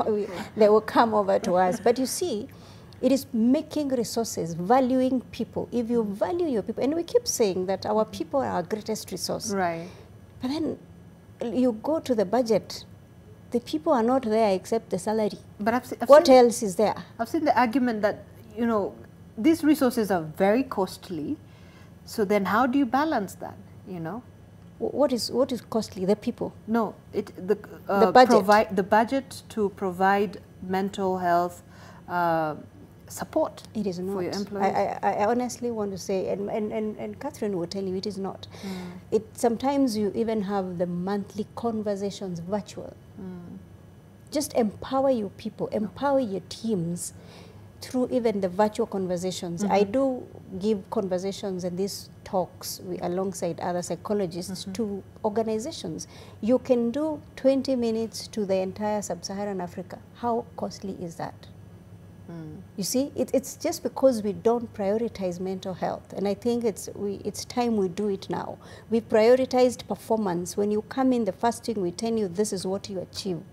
Then we don't even take, it's just like a vehicle. Right. And I keep saying, if on the dashboard it keeps signaling something is wrong, something will go wrong. You know, it will just stop. The same with the person. If you don't put resources to take care of these people, take care of people and they'll take care of your business. So if you don't take care of them, what will happen to your business? Can we just put the human face when we're handling people, you know? Put the resources there. Invest in the people. Invest even the time in the people.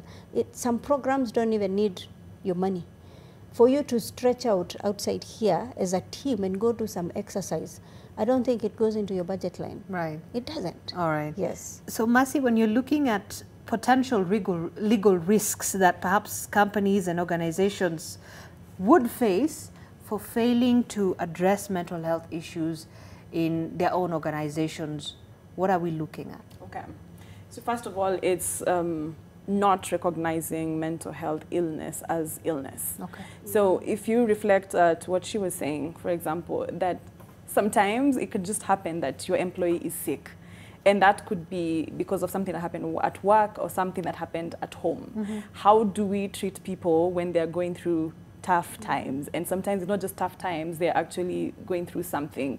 I mean, gladly, we now know mental illness to be mental illness. Like, you can go to a doctor and get a diagnosis for it, but then reflect on how, if you went to your employer, even today, if you went to your employer and said, I just feel like this, you know, how would they treat you? Would it be, oh yeah, that's a sickness, you get a sick day off? Or would it be, you know, just keep going at work, keep going? As opposed to if you had a malaria attack and you came, you know, this is my prescription from the doctor, I've been told to rest. That's a person who's getting rest automatically. But if your psychiatrist or psychologist said you just need 3 days of rest, is your employer going to honor that, or are they going to go to that argument for, oh, it's expensive to, you see, it's more than making us aware of mental health. It's about you actually caring about mental health. So if I'm in a crisis, that's an illness, and you do need to respect it, and you do need to treat me the way the law says. I'm entitled to sick leave, for example, that should be paid, and after some time, then we can negotiate on how to transition it.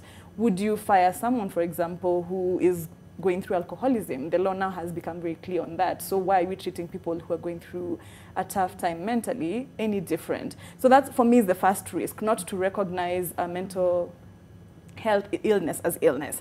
But the second one is not recognizing that sometimes the pressure of work does lead to mental health illness. And there are some careers that are very famous for this. For example, even journalism. Like, there are people who are on the front lines. High stress. You're reporting on trauma day in, day out. It doesn't matter what time it is. Look at doctors. Look at people who work at the morgue. Do your employers have an occupational health and safety act, compliant plan, for example, that if you end up suffering from depression because of all the trauma we expose you to, this is what needs to happen. You need to get compensation to this. We're going to pay for your treatment. We treat employees as units and not as people, right? So we're allowed to use you for anything, we're allowed to expose you to anything, but immediately something happens. Look, for example, at content moderators. They're looking at toxic content day in, day out, but there's no care for them, like there's no psychiatric care for them. So you're treating people as just units to increase your bottom line. And that for me is a very huge legal risk that you're taking. And then thirdly is, okay, so what happens when the worst happens? When you expose people to bad managers, when you expose people to mismanagement at the workplace, and then there's a crisis. Is it the moment to fire them? Is it the moment to, how do you reel it back in? I'm aware that a lot of organizations expand beyond the leaders, and I agree it starts with your leader, but sometimes it's too big. I don't know what's happening in 100,000 of my employees, and I'm trusting these managers that we recruited so competitively are going to do a good job, and then somewhere in the cog, there's a bad one that's traumatizing people day in, day out. What do you do when that happens?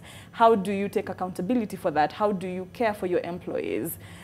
So I think it would also be important to get legal training for those managers and HR HR professionals as well, for them to be able to understand mental health issues as well in the workplaces, so they know this is a potential legal risk that I'm taking if I do not do this. 100%. And I look at what's happening right now with, especially post-COVID. I mean, COVID came with this huge wave of let's have conversations around mental health awareness, but they became condescending very quickly, to where we had employers telling the employees, take care of your mental health, you know, take care of your mental health, make sure you're taking breaks. And then immediately that call ends. It's like, yeah, but you didn't submit this and you didn't, but you're telling me to take a break at the same time, right? So it has to go beyond that to where you're actually institutionalizing this kind of awareness.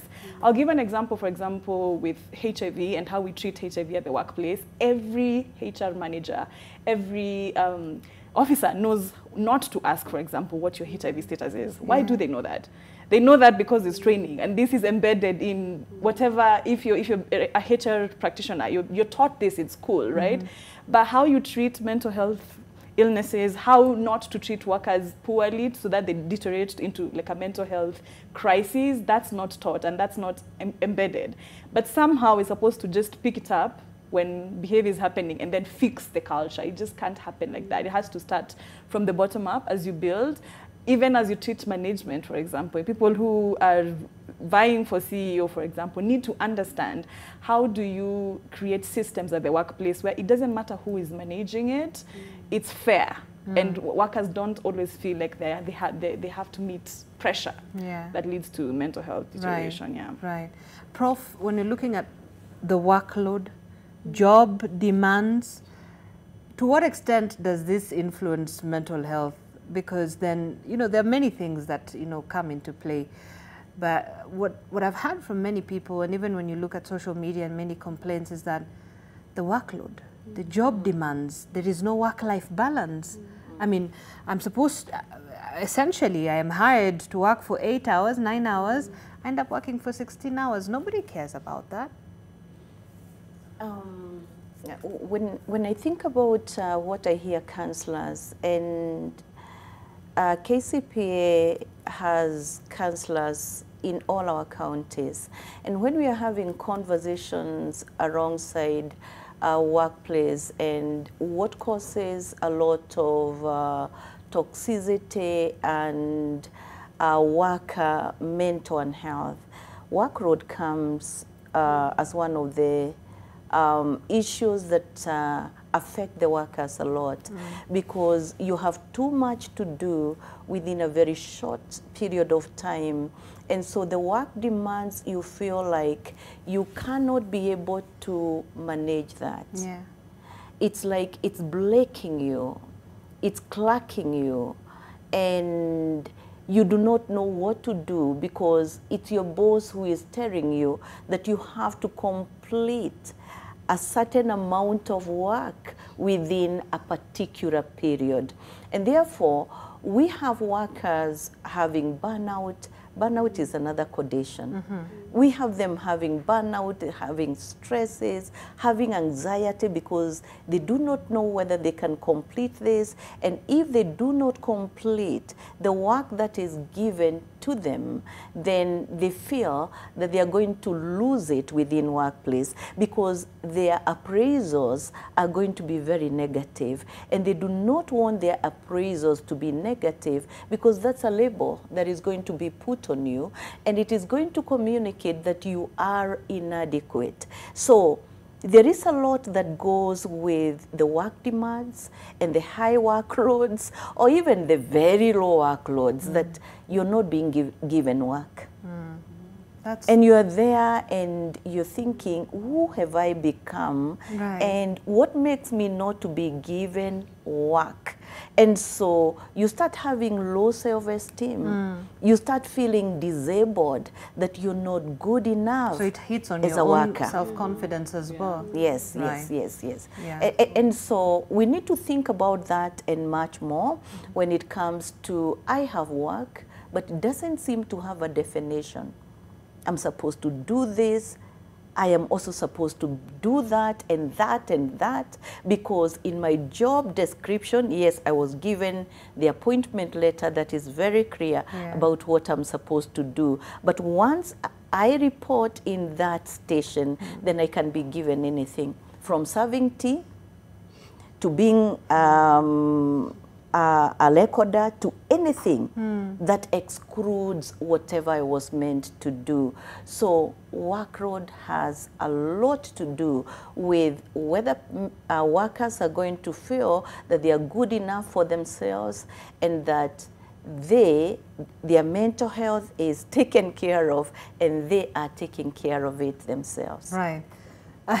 Esther, I know you have something to say about that. I'm listening and I'm laughing because I have had conversations with people that sleep as accountants and wake up as procurement managers. Their organizations are just messy, you know, and that's very stressing for employees, you know. Again, on setting goals and job descriptions, let's be very clear and let's be reasonable. Because I have seen leaders who will tell you deliver this in 1 hour, and they can't do it themselves. Let's be reasonable, you know. You know very well that this can't be delivered. You're actually just stressing the person. Be very fair. I'm not saying raise a lazy team, but I'm simply saying be very reasonable in your demands. And because fair. those job, and very fair, because those job demands can stress, you know. Employees, I have had a colleague that told me, you know, he sleeps with his laptop by the bedside, just in case the boss sends an email and a message, he wakes up and picks the laptop. Now that guy is not sleeping. You know, these messages, and the young people have said, you know, let's disconnect. Please I work up to 5 p.m. Don't talk to me after 5. They actually switch off. They're simply saying, give me my space, I need to rest. They're not being rude. The contract is up to 5 p.m., but you still want to talk to me up to midnight. Very unreasonable. And you expect me to respond. In the morning, you sent me a message at 2 a.m. 2 a.m. I was snoring. And at 8 a.m., you're asking me, where is the report I asked for?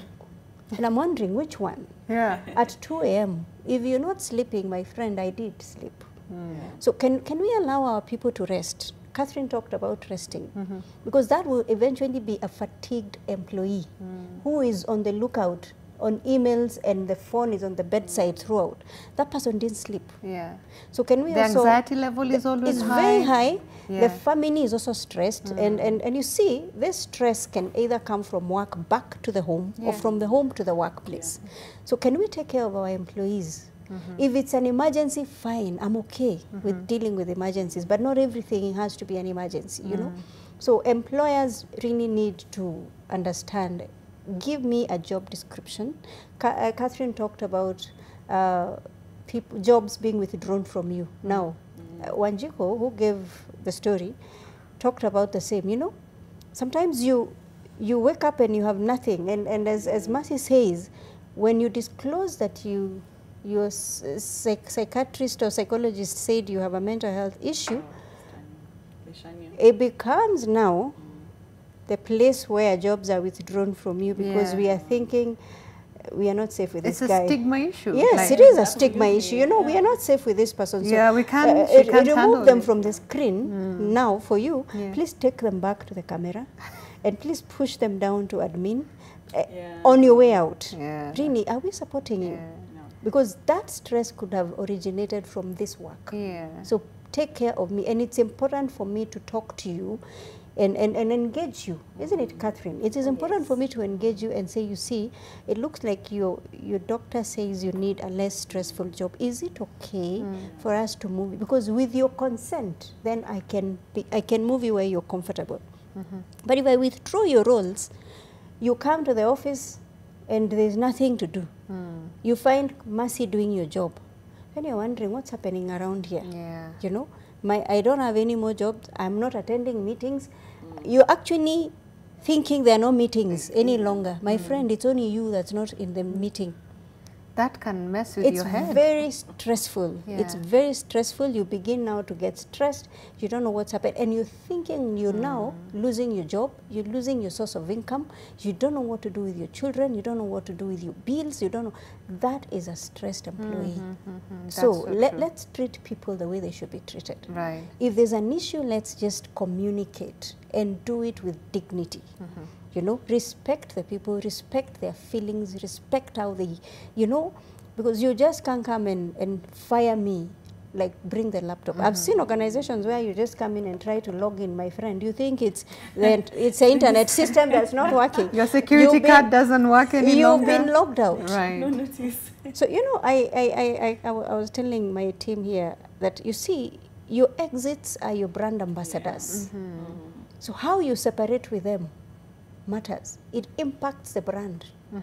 So as HR professionals as well, it is important that we make sure that we exit people well. You see, managing the entire employee life cycle from attracting the talent. The way Wanjiko said, the attraction of talent was perfect until she got inside. And then she was told a complete shift. Yes, and that's where your colleagues begin to say, enda pole pole. This is how we do things here. You tatulia, you relax. You know, that is telling you a lot about the culture. So that frustrates you, the targets, you know, the environment, lack of support, you know, some rude, you know, there are emails you get in the workplace and you know this boss is actually shouting at me. Right. On an email. You can read a shouting email.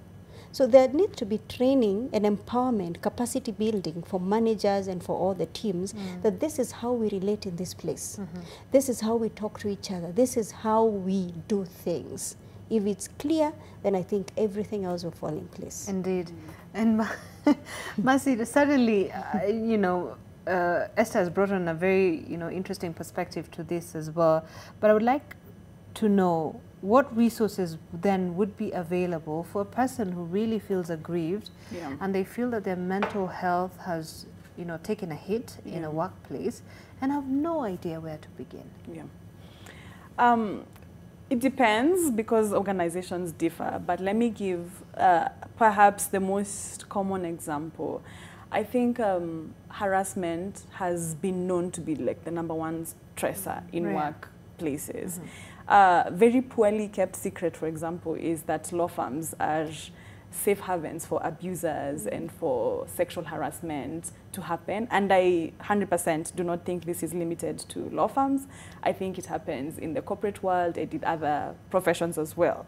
So, for example, in a situation where someone is going through sexual harassment, how it happens in this day and age is it's like it's gaslighting you. It's there, but it's not there. You know, disappearing messages where bosses are sending you disappearing messages to test you out. If you play the game, it's like, oh, she's safe. If you don't, like, oh, you think I was hitting on you? You really think I was hitting on you? Yeah. It becomes this cycle of toxicity, and ultimately, sadly to say, because this is sometimes a cultural thing. Not many organizations have a healthy culture to where I could approach the HR and say, I'm actually going through, you know, this, and the HR would take action like immediately. I mean, legally speaking, there's a framework for sexual harassment. Every organization that has more than 5 people is supposed to have a sexual harassment policy. including a designated person who you can report to. And when that happens, there's a law, there's a legal framework. You're supposed to escalate it. An employee can even go to the labor office if nothing is done about it. That is the ideal. Very rarely does it happen. Yeah. You might have, for example, the most ridiculous example is that sometimes your boss is your safeguarding officer. And your boss is abusing you, or your boss is harassing you. So you really don't have anybody to go to. So the sad reality is a lot of the times people have to stand up for themselves. Sometimes that looks like speaking with a labor officer, right, from the government. And they have been known to help, where you tell them, I'm going through a situation at work and I don't know how to resolve it. And they have power to even investigate a workplace, to come and sit with you at the workplace and find out what's really happening here and make recommendations on how to improve the working environment. In the extreme, you might have to speak to a lawyer and consider your options. What we find, the sad reality, is that employers in this country specifically are so averse to litigation that the moment you mention a lawyer, is like, yeah, goodbye. They're very quick to terminate your contract when you try to advocate for your rights. It's really a lose-lose situation for an employee, because your options become, I stay in a harassment haven where the abuser will always be protected, or I fight for myself and lose my job. Right? Or I leave this job and just start figuring out my life from the beginning. You can imagine someone in this kind of situation is going to keep getting stressed, and this is leading to your mental health deteriorating. You don't have anybody to turn to. You can't go back to the same person who's abusing you and say, because you're abusing me, my mental health is suffering for it. But I do want to encourage employees that you can stand up for yourself. And the good thing, we have a legal framework in Kenya and a labor court that's very pro-employees in terms of protecting them. Because again, the requirement is just be fair with employees. Fair also looks like obey the laws. If there's not supposed to be any harassment at work, it shouldn't be there, and you should do something about it. Standing up for yourself also looks like when they try to fire you for standing up for yourself, you also fight back against the firing. There's a fear that you're going to become a pariah if you stand up for your rights, that now nobody will want to touch you. And that may be true for some people who work in very small organizations, but also we will never get past this point we are at if people don't stand up for themselves. We will always let abusers win. We will always let people who are harassing us win, and they'll get away with it. Think about the people who've known, for example, that law firms do have this practice, and then they just leave to other professions. Nothing happened. They just created a haven for other young people to come and get the same form of abuse instead of outing it and trying to change the system. But the bottom line, it's not as dire as that, is that there are people who have taken steps. They stood up for themselves. The very good judgments, for example, on people who went to court and fought for their jobs. Yes, it cost them reputationally, but they're still at work and they're working, and even if you have to respect me because you fear the court, you will respect me. And I will come to work and I'll work, and you will assign me work. Sometimes it's that ridiculous. You give me work and you respect me, and if you don't, then I have to go back and protect myself. And that's not a bad thing, that you know your worth, that you know you deserve mental health, wellness, that you know you deserve to be paid well, to be paid overtime, for example. Very rarely is it that it's the work that's causing us mental health illness. Work does cause stress, and that's acceptable because seasons happen. I mean, if it's a political, electioneering period, you're working overtime. You really have to put in the work because so much is happening, right? Sometimes there's a downside to it, and there's nothing really happening at work, and you can take leave. But when that happens, payment of overtime, considering giving me a mental health break once in a while, that can happen. Usually it's our attitudes towards too much work, our attitudes towards pressure and targets, towards, for example, even the limited resources issue. I understand for employers, it's also about money. If there's no money, there's nothing you can do about it. It's not always that departure from an organization should be so toxic to where we are just looking to, to make sure you regret it. It can be a healthy exit. That I think people just want to know that you see them as people, treat them as people, and you're subjecting them to a fair working environment. That's really what it is at the end of the day. Indeed. Yeah. All right. And Prof, final remarks as we wind up on this conversation. Key takeaway and just key advice really from a psychologist's perspective on creating that culture in our workplaces to ensure the well-being of the employees and the employers as well, because in some situations you also find that there's toxicity from the employee side as well. So how do you create a fair balance for everyone within that organization? I want to start by saying that prevention is better than cure. And in the policies that Esther was talking about, we need to make sure that we are having interventions that are preventative in nature and interventions that are curative in nature, so that there can be a balance. We need to prevent, like now KCPA, we are going to be having a conference on 22nd and 23rd of October this month, and it's going to be on suicide prevention. And we are looking at suicide prevention in workplace and in the family and even in the community. And we would want to impress upon people that we need to bring down the preference of suicide by 10%, according to the policy that is in the Ministry of Health. So I would want to say that we need to have policies and make sure that we implement those policies. Because in Kenya, we have very good frameworks, very good documents that we call policies, but we keep them in our cabinets, never to be implemented, so that they can serve the interests of the people. It is only when we implement and then we monitor and evaluate that we can be able to eventually realize that workplace is getting better. We do not have this high preference that we have been contending with. Thank you, Prof. Finally, Esther, your key advice? I'll say this, and I know the HR professionals are listening to me, and especially I am a member of the Institute of Human Resource Management, which empowers HR professionals and supports organizations with the HR aspect. Now, I want to say this, that let's be at the forefront of, I don't want to call it defending, but at least safeguarding the organization and the employees. You see, the HR function sits at, I don't know who said we sit really at the bottom. We've moved into a strategic role. Let us sit with the business leaders. Let us encourage them and advise them that your greatest resource is the people. Invest in the people, you know, take care of the people that will take care of the business. Let us be at the forefront as HR professionals to destigmatize mental illness or mental issues in the workplace, you know. Let us provide solutions to employers. We are the ones to say, this is, study your people, you know, your demographics, the people you have.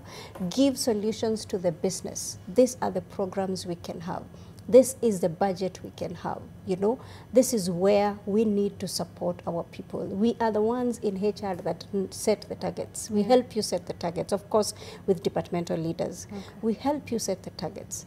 Let us be able to push a culture that is safe, a culture that is good for you to be productive, you know, a culture within an organization that promotes productivity in a safe space. I have said that many times, is create a safe space for employees. Don't let people, you know, wake up and they're like, I hate going to this place, you know, or I can't, as Catherine said, you know, is the HR office really the place I want to go to? If I'm harassed sexually, can I go to the HR office and feel that I will be protected? You know, that my interest as an employee, and there will be no sabotage anywhere. So let us be the example. Let us be the custodians of the policies and processes and make sure that they are followed to the letter and fairly for everybody within the organization. So let's encourage the mental wellness conversations in the workplace. Normalize them. See how your people need to do it. Talk to the top leadership. Get a budget for it. It's not just the budget for salaries. It is for HR professionals to say, if we take care of our people, this is how we achieve these goals. Right. So let us get that budget done and let's normalize this conversation. Thank you. Thank you. Mercy, you have the last word. I'd like to say to any person who's employed or really is a worker that no job is worth your life. And that's really easier said than done. I think it's a mantra that we could say to ourselves and be like, yeah, but then what do? I have kids, I have responsibilities. And what I mean by no job is worth your life is that you should always look out for yourself. Yeah. How do I advance my own health in this situation?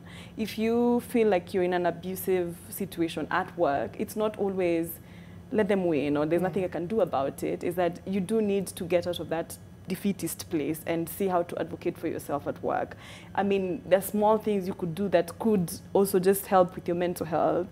I think gaslighting at the workplace is very common to where you feel like something's really wrong, but no one really affirms you. You can't put your finger on it, but something's really happening, right? And just small things like documenting what you're experiencing, you know, and if someone's giving you contradictory instructions, for example, and punishing you for it, it's something you can document. And when you have this body of evidence, you can always, you know, validate yourself. And when you decide to take a step about it, at least you have evidence to present. Actually, this is an unfair working environment. But at any given point at work, you always have to remember, like, this is not worth my life. So I always have to just keep fighting for myself. I have to advocate for better. And if it gets to a point where I can't get better at this workplace, exit is also a plan. It's not the worst thing to lose a bad job, as opposed to a bad job costing you your life. Right. At the end of the day, remember, the legal framework we have is more interested about people, about dignity, about upholding your worthfulness as a person, how you feel about it as a person, than it is about money. It's not about how much money your company makes. It's about, are you treating people fairly? And my last word to employers is times have changed. It's no longer money over everything. It's not just about the bottom line now. I know a lot of companies invest in insurance. So it's like, let them sue us, let them take us wherever they can.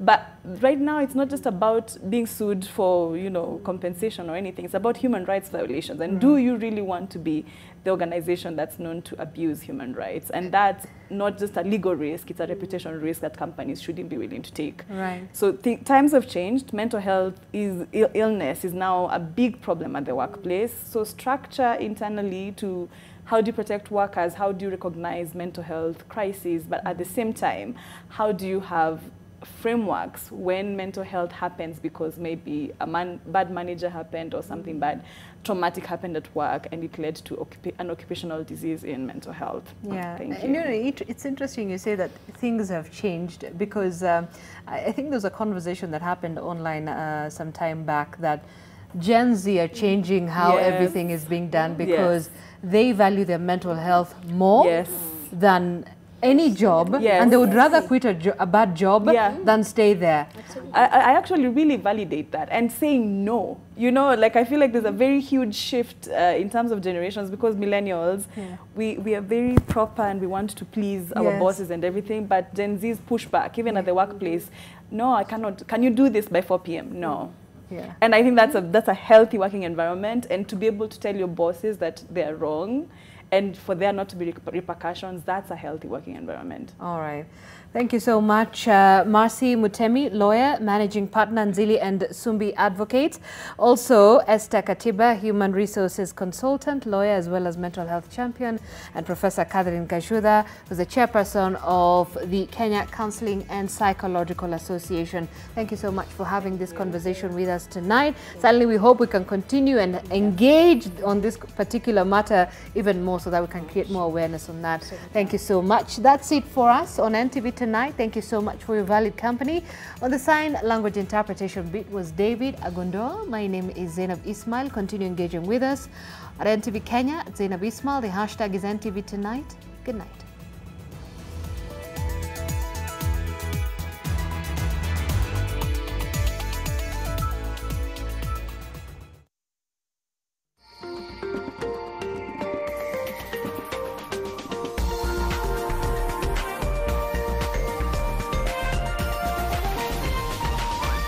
This is NTV.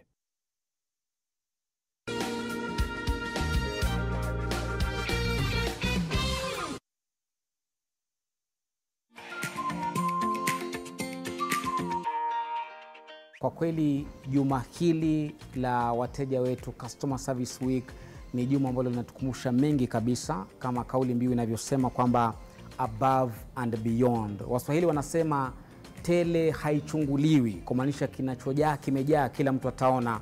Na NTV tunajulikana kwa kuwa na ujazo na mjazo kwenye taarifa zetu. Stesheni ama kituo na idhaa ambayo inatoa taarifa kuntu za kuaminika na tendeti, na huo ndio ubora wetu, na ndivyo tunavyojulikana, taarifa ambazo haziegemei upande wowote na taarifa ambazo zimeshiba. Mteja wangu ni mtazamaji ambaye ndio hadhira lengwa ya NTV, apate taarifa nzuri, taarifa ambazo zitamtia moyo, taarifa ambazo zitamfunza, taarifa ambazo pia zitamchangamsha, kukutia katika pahali ambapo pia wewe utafurahia nafsi yako kwamba ala, kumbe Kenya na ulimwengu kuna mazuri. Na kufunga kazi basi ni kwamba nawatakia wateja wetu wote, wapenzi wa NMG, wapenzi wa NTV, a happy Customer Service Week. Jamani, kokote mliko mjue kwenda mbele kurudi nyuma, NTV, NMG ndo kiboko yao.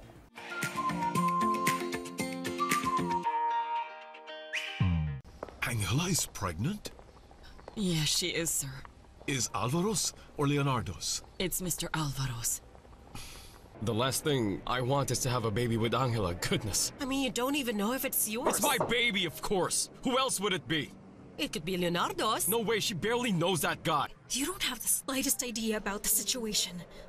You don't know that Alvaro has a wife, do you? He has now. But what about later on? Listen, you must learn to play your cards for the long term, just like I do. Cleverness should be your only guide. And soon, Leonardo will fall for you. You almost have him. You are the one. Where did you come from? Come with me. So this is where the magic happens. This is for you kids. Taste the magic with our festive cakes from DPL Festive Bakery. Delight with every bite. Tired of endless scrolling? Say goodbye to the chaos. Introducing the all-new Business Daily website. Experience seamless navigation. Immerse yourself in a world of more videos and more podcasts. Discover more with our enhanced home pages. Engage like never before with our interactive tools. Join us and elevate your reading experience today. Business Daily. More possibilities.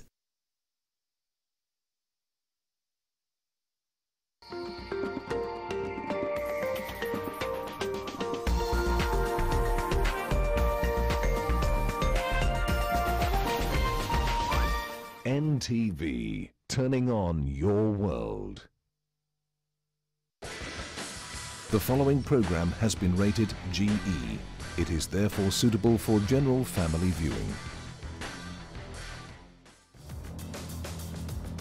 Age is just a number for Barcelona striker Robert Lewandowski, one of the most in-form players in Europe. Lewandowski, who turned 36 in August, is in the midst of a goal-scoring purple patch for the table-topping Catalans.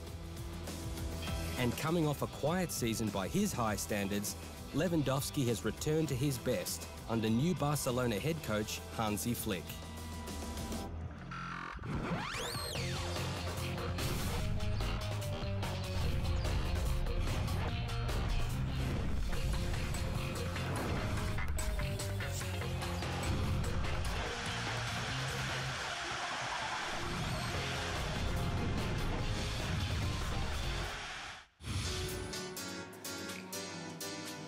Form is temporary, class is permanent.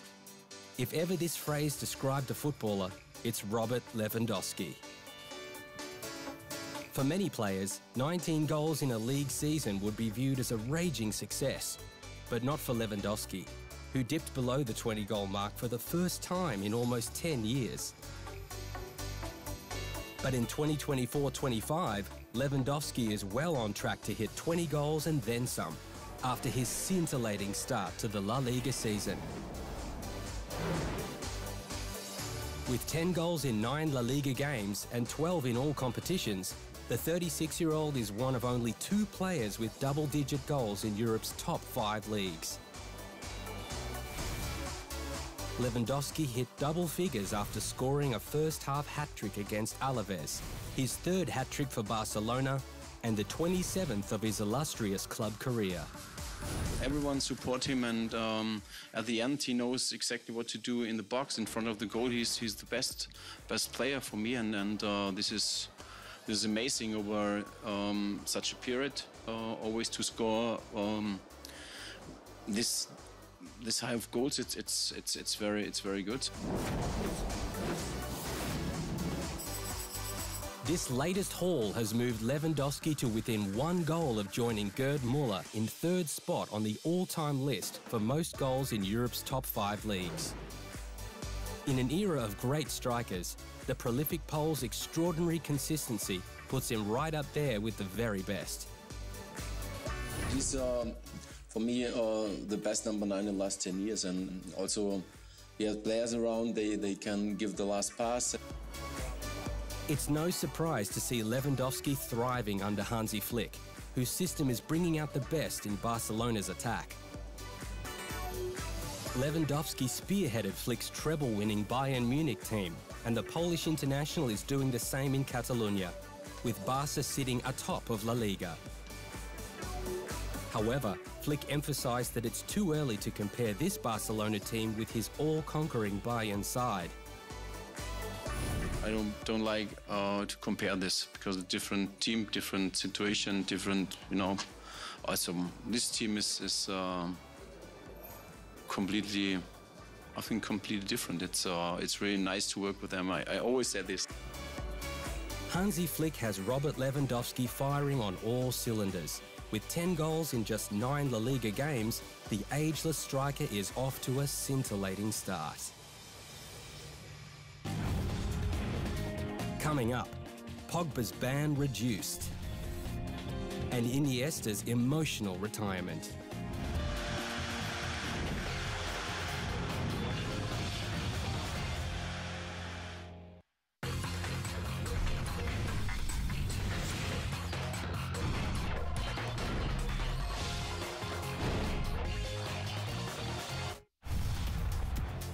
Manchester City and the Premier League both claimed victory after the conclusion of a legal dispute over commercial rules in England's top flight.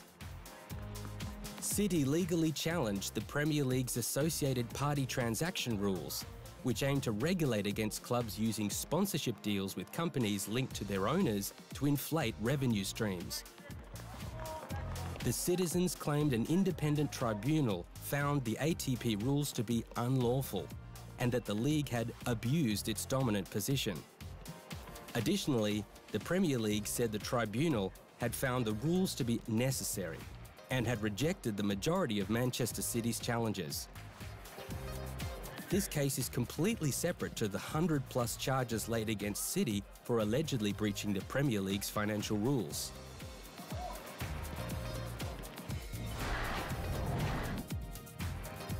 Paul Pogba has had his 4-year ban for doping reduced to 18 months after launching a successful appeal to the Court of Arbitration for Sport. Pogba was provisionally suspended last September after testing positive for testosterone before being handed a 4-year suspension in February.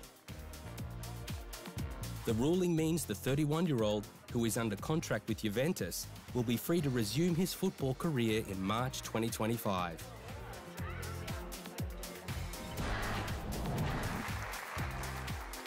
The remarkable career of Andres Iniesta has come to an emotional close. Iniesta, one of the greatest players of his generation, has announced his retirement from professional football at age 40.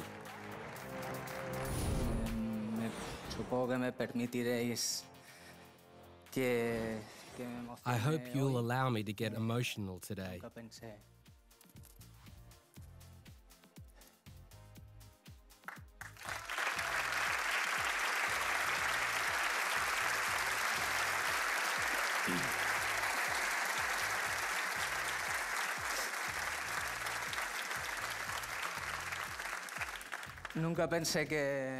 I never thought this day would arrive. Truly, I never imagined it. The mesmeric midfielder has a trophy haul that reflects his status as one of the greatest footballers of all time. A World Cup and 2 European Championships with Spain, plus a vast collection of silverware with Barcelona, including 4 Champions League titles. Manchester United manager Erik ten Hag was hit with a hefty amount of injuries last season, which denied him the chance of fielding his best team. Unfortunately for Ten Hag, United's injury woes have carried into the new season as the list of casualties continues to mount. Harry Maguire is the latest Red Devils player to succumb to injury, with the defender set to miss the rest of October with an unspecified problem. Maguire joins Alejandro Garnacho, Noussair Mazraoui and Kobbie Mainoo on Manchester United's growing injury list.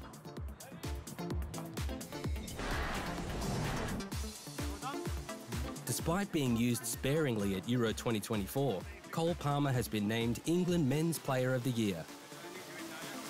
Palmer took out the award for 2023-24 ahead of Jude Bellingham and Bukayo Saka, who finished 2nd and 3rd respectively.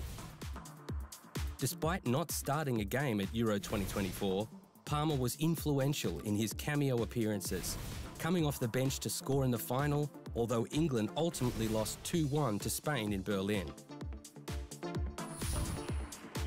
The Chelsea star has also been in fine form at club level, scoring 22 Premier League goals last season and 6 goals in 7 games to start the new campaign.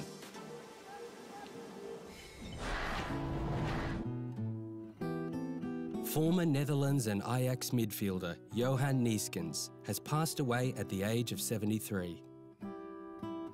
Neeskens was part of the Dutch generation that were credited with introducing total football and an integral member of a Netherlands team that reached consecutive World Cup finals in 1974 and 1978.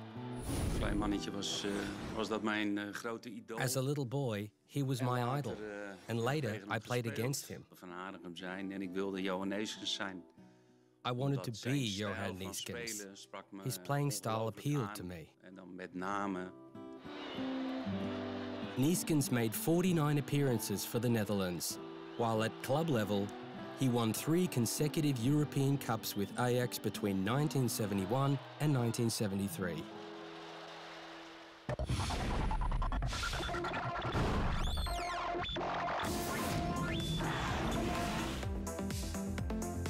On the opening night of the Women's Champions League, FC Twente were too good for Celtic. Roma upset Wolfsburg, while 8-time winners Lyon and English powerhouse Chelsea also bagged maximum points as the 2 competition heavyweights set their sights on European glory. OL is synonymous with this amazing competition, with the Champions League. OL signifies the top level of women's football. OL signifies high standard. In Europe, OL is feared. Believe me, I've been at the other end of playing against OL, and when you come here, you feel the passion, you feel the culture, you feel the high level and the high level standard of football, and you know, I want this to continue. Yeah, it's massive. I think the memories that I've got with Chelsea over several years now is yeah, we've been on an incredible journey, many ups, many downs, and I think a competition that, you know, we definitely don't shy away from it. It's one that we want to go all the way, but I think as a whole we're very different now, and yeah, I think we're on a new journey, and yeah, it's an exciting one. Swedish side Hammarby got their campaign up and running thanks to a 2-0 win over Austrian club St. Pölten. A first-half goal was enough to give Juventus a narrow victory against Norwegian outfit Vålerenga. Title holders Barcelona were beaten 2-0 by Manchester City, while a 13-minute hat-trick from Pernille Harder lifted Bayern Munich to a 5-2 win over Arsenal. You always want to start with a win, and you want to start with getting the points as quickly as possible, but for us it's about the performance.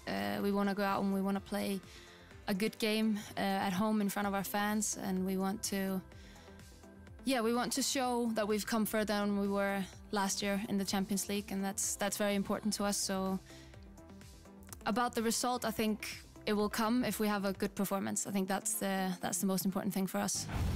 Still to come, Leverkusen's unacceptable result. And Saka supplies Arsenal.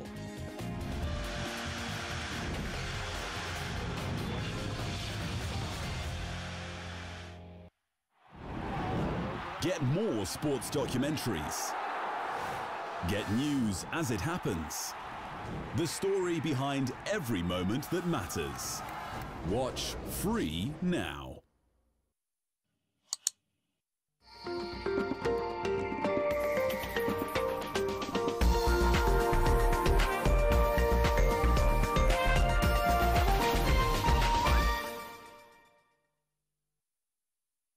Try the new Dunked All-Star Box for only 8.90 Kenyan shillings. Hope you're ready for the new star of the show. KFC, it's finger-licking good while stocks last. Every journey has its milestones, and each step you take reflects your confidence, resilience, and unwavering focus. And amidst the chaos, you've carved out your own path, defying the odds and inspiring those around you. You've overcome challenges and made your mark. Your story is a testament to innovation, leadership, and impact. It deserves recognition. Nominate yourself or someone who embodies greatness for the Business Daily Top 40 Under 40 Men 2024 title today. Visit top40.bdafrica.com to submit your nomination.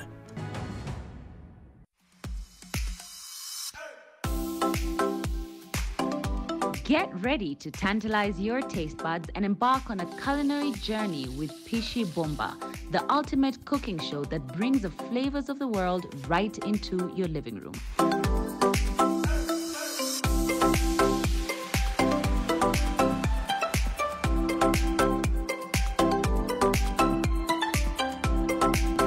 Tune in this Sunday at 6:30 p.m. with me, Claire Karatu, for a mouth-watering adventure. Pishi Bomba. Cook, eat, enjoy. This week on Cars with Big Boy Trev, we go all the way to Malaysia to review the Proton X70 SUV. We analyze its cabin comfort, innovative technologies, engine performance, fuel efficiency, and of course, give its value for money proposition against its rivals, the Renault Koleos and the Hyundai Tucson. Catch this and much more only on Cars with Big Boy Trev this Sunday at 5 p.m. only on NTV. Where did you come from? Hamlet. So this is where the magic happens. This is for you kids. Taste the magic with our festive cakes from DPL Festive Bakery. Delight with every bite. He will come and save you. He will come and save you. Say to the weary one, your God will surely come. He will come and save. There is nothing that God has to give that is giving to us some other way.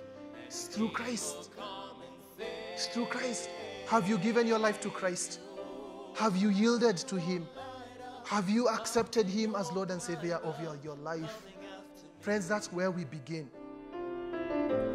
No wall you won't kick down, lie you won't tear down, coming after me.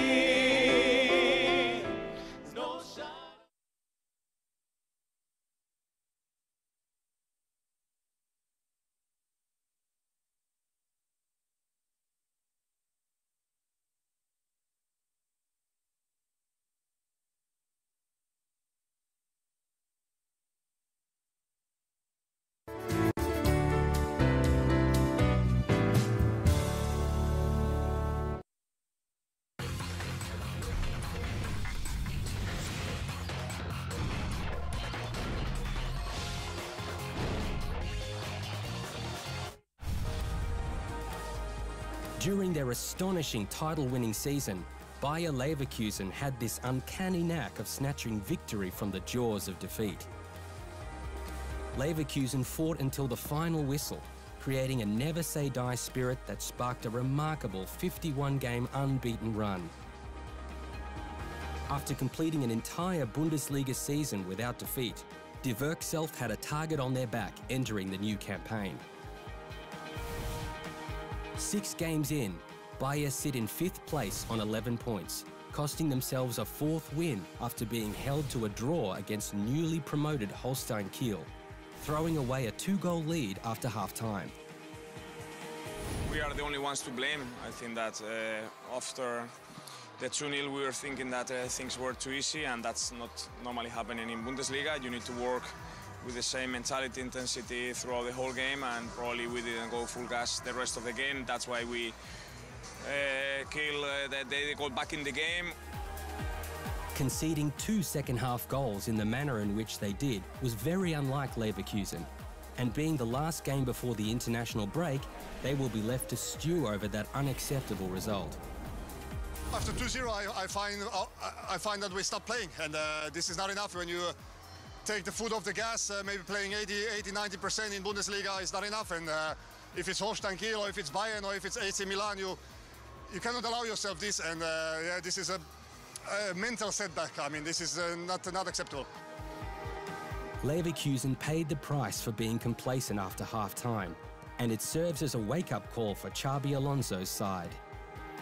Any moment that you disconnect and you get punished, and today we were like rightly punished for Kiel. Normally we could have won the game, but today we probably didn't deserve it. It's for sure frustrating and something that we need to address pretty firmly. With Leverkusen's next game not until October 19, Alonso will have plenty of time to get to the bottom of Bayer's second-half slip-up against Holstein Kiel. While the season is still young, Bayer Leverkusen will hope that performance was simply an aberration as they look to respond from that unacceptable result.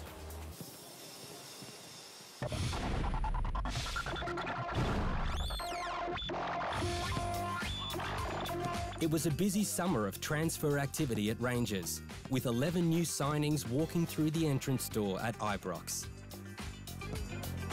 But as the summer acquisitions continue to adapt, Rangers have already fallen behind Celtic in the Scottish Premiership title race.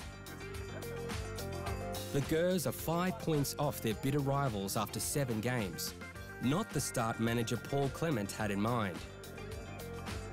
Even so, recent league performances have given Clement plenty of encouragement as his new-look side continues to build team chemistry. It's also important with new players that you can create these connections and this partnership on the pitch, and that they can get to know each other. Half of the defense is new, our number 6 is new, so you need to find a balance there, and this balance is better and better. After a busy summer of incomings and outgoings, it's now up to Clement to create a cohesive team that can challenge Celtic for the title. What is normal also, the more you work together, if they take the right conclusions after every debrief we make of the games. And they're really hungry to get better, to make less mistakes, and that you see, and it's now positive that we have 4 clean sheets in a row. That run of clean sheets ended at the hands of Lyon, conceding 4 goals in a home Europa League game for the first time in club history. Rangers did, however, respond with a 2-0 win over St Johnstone, keeping them 3rd in the Scottish Premiership behind Celtic and surprise packet Aberdeen. Defending champions Sporting CP boast a perfect record in the Portuguese Primeira Liga, winning all 8 matches to sit 3 points clear of Porto. Galatasaray's title defence is off to a flying start, picking up 22 points from a possible 24 to occupy top spot in the Turkish Super League.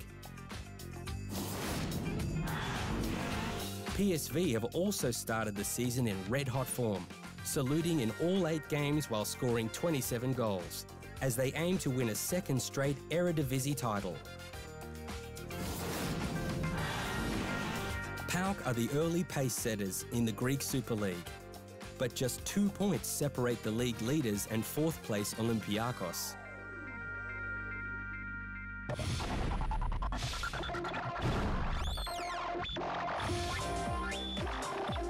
As each season passes by, Arsenal winger Bukayo Saka continues to grow in stature.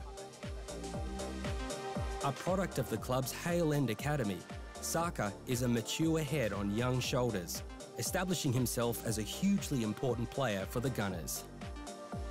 The England international is not only one of the best wingers in the Premier League, but he is also becoming one of the best creators. Saka logged 2 assists and a goal in Arsenal's 3-1 win over Southampton, which included an inch-perfect pass that was tucked away at the back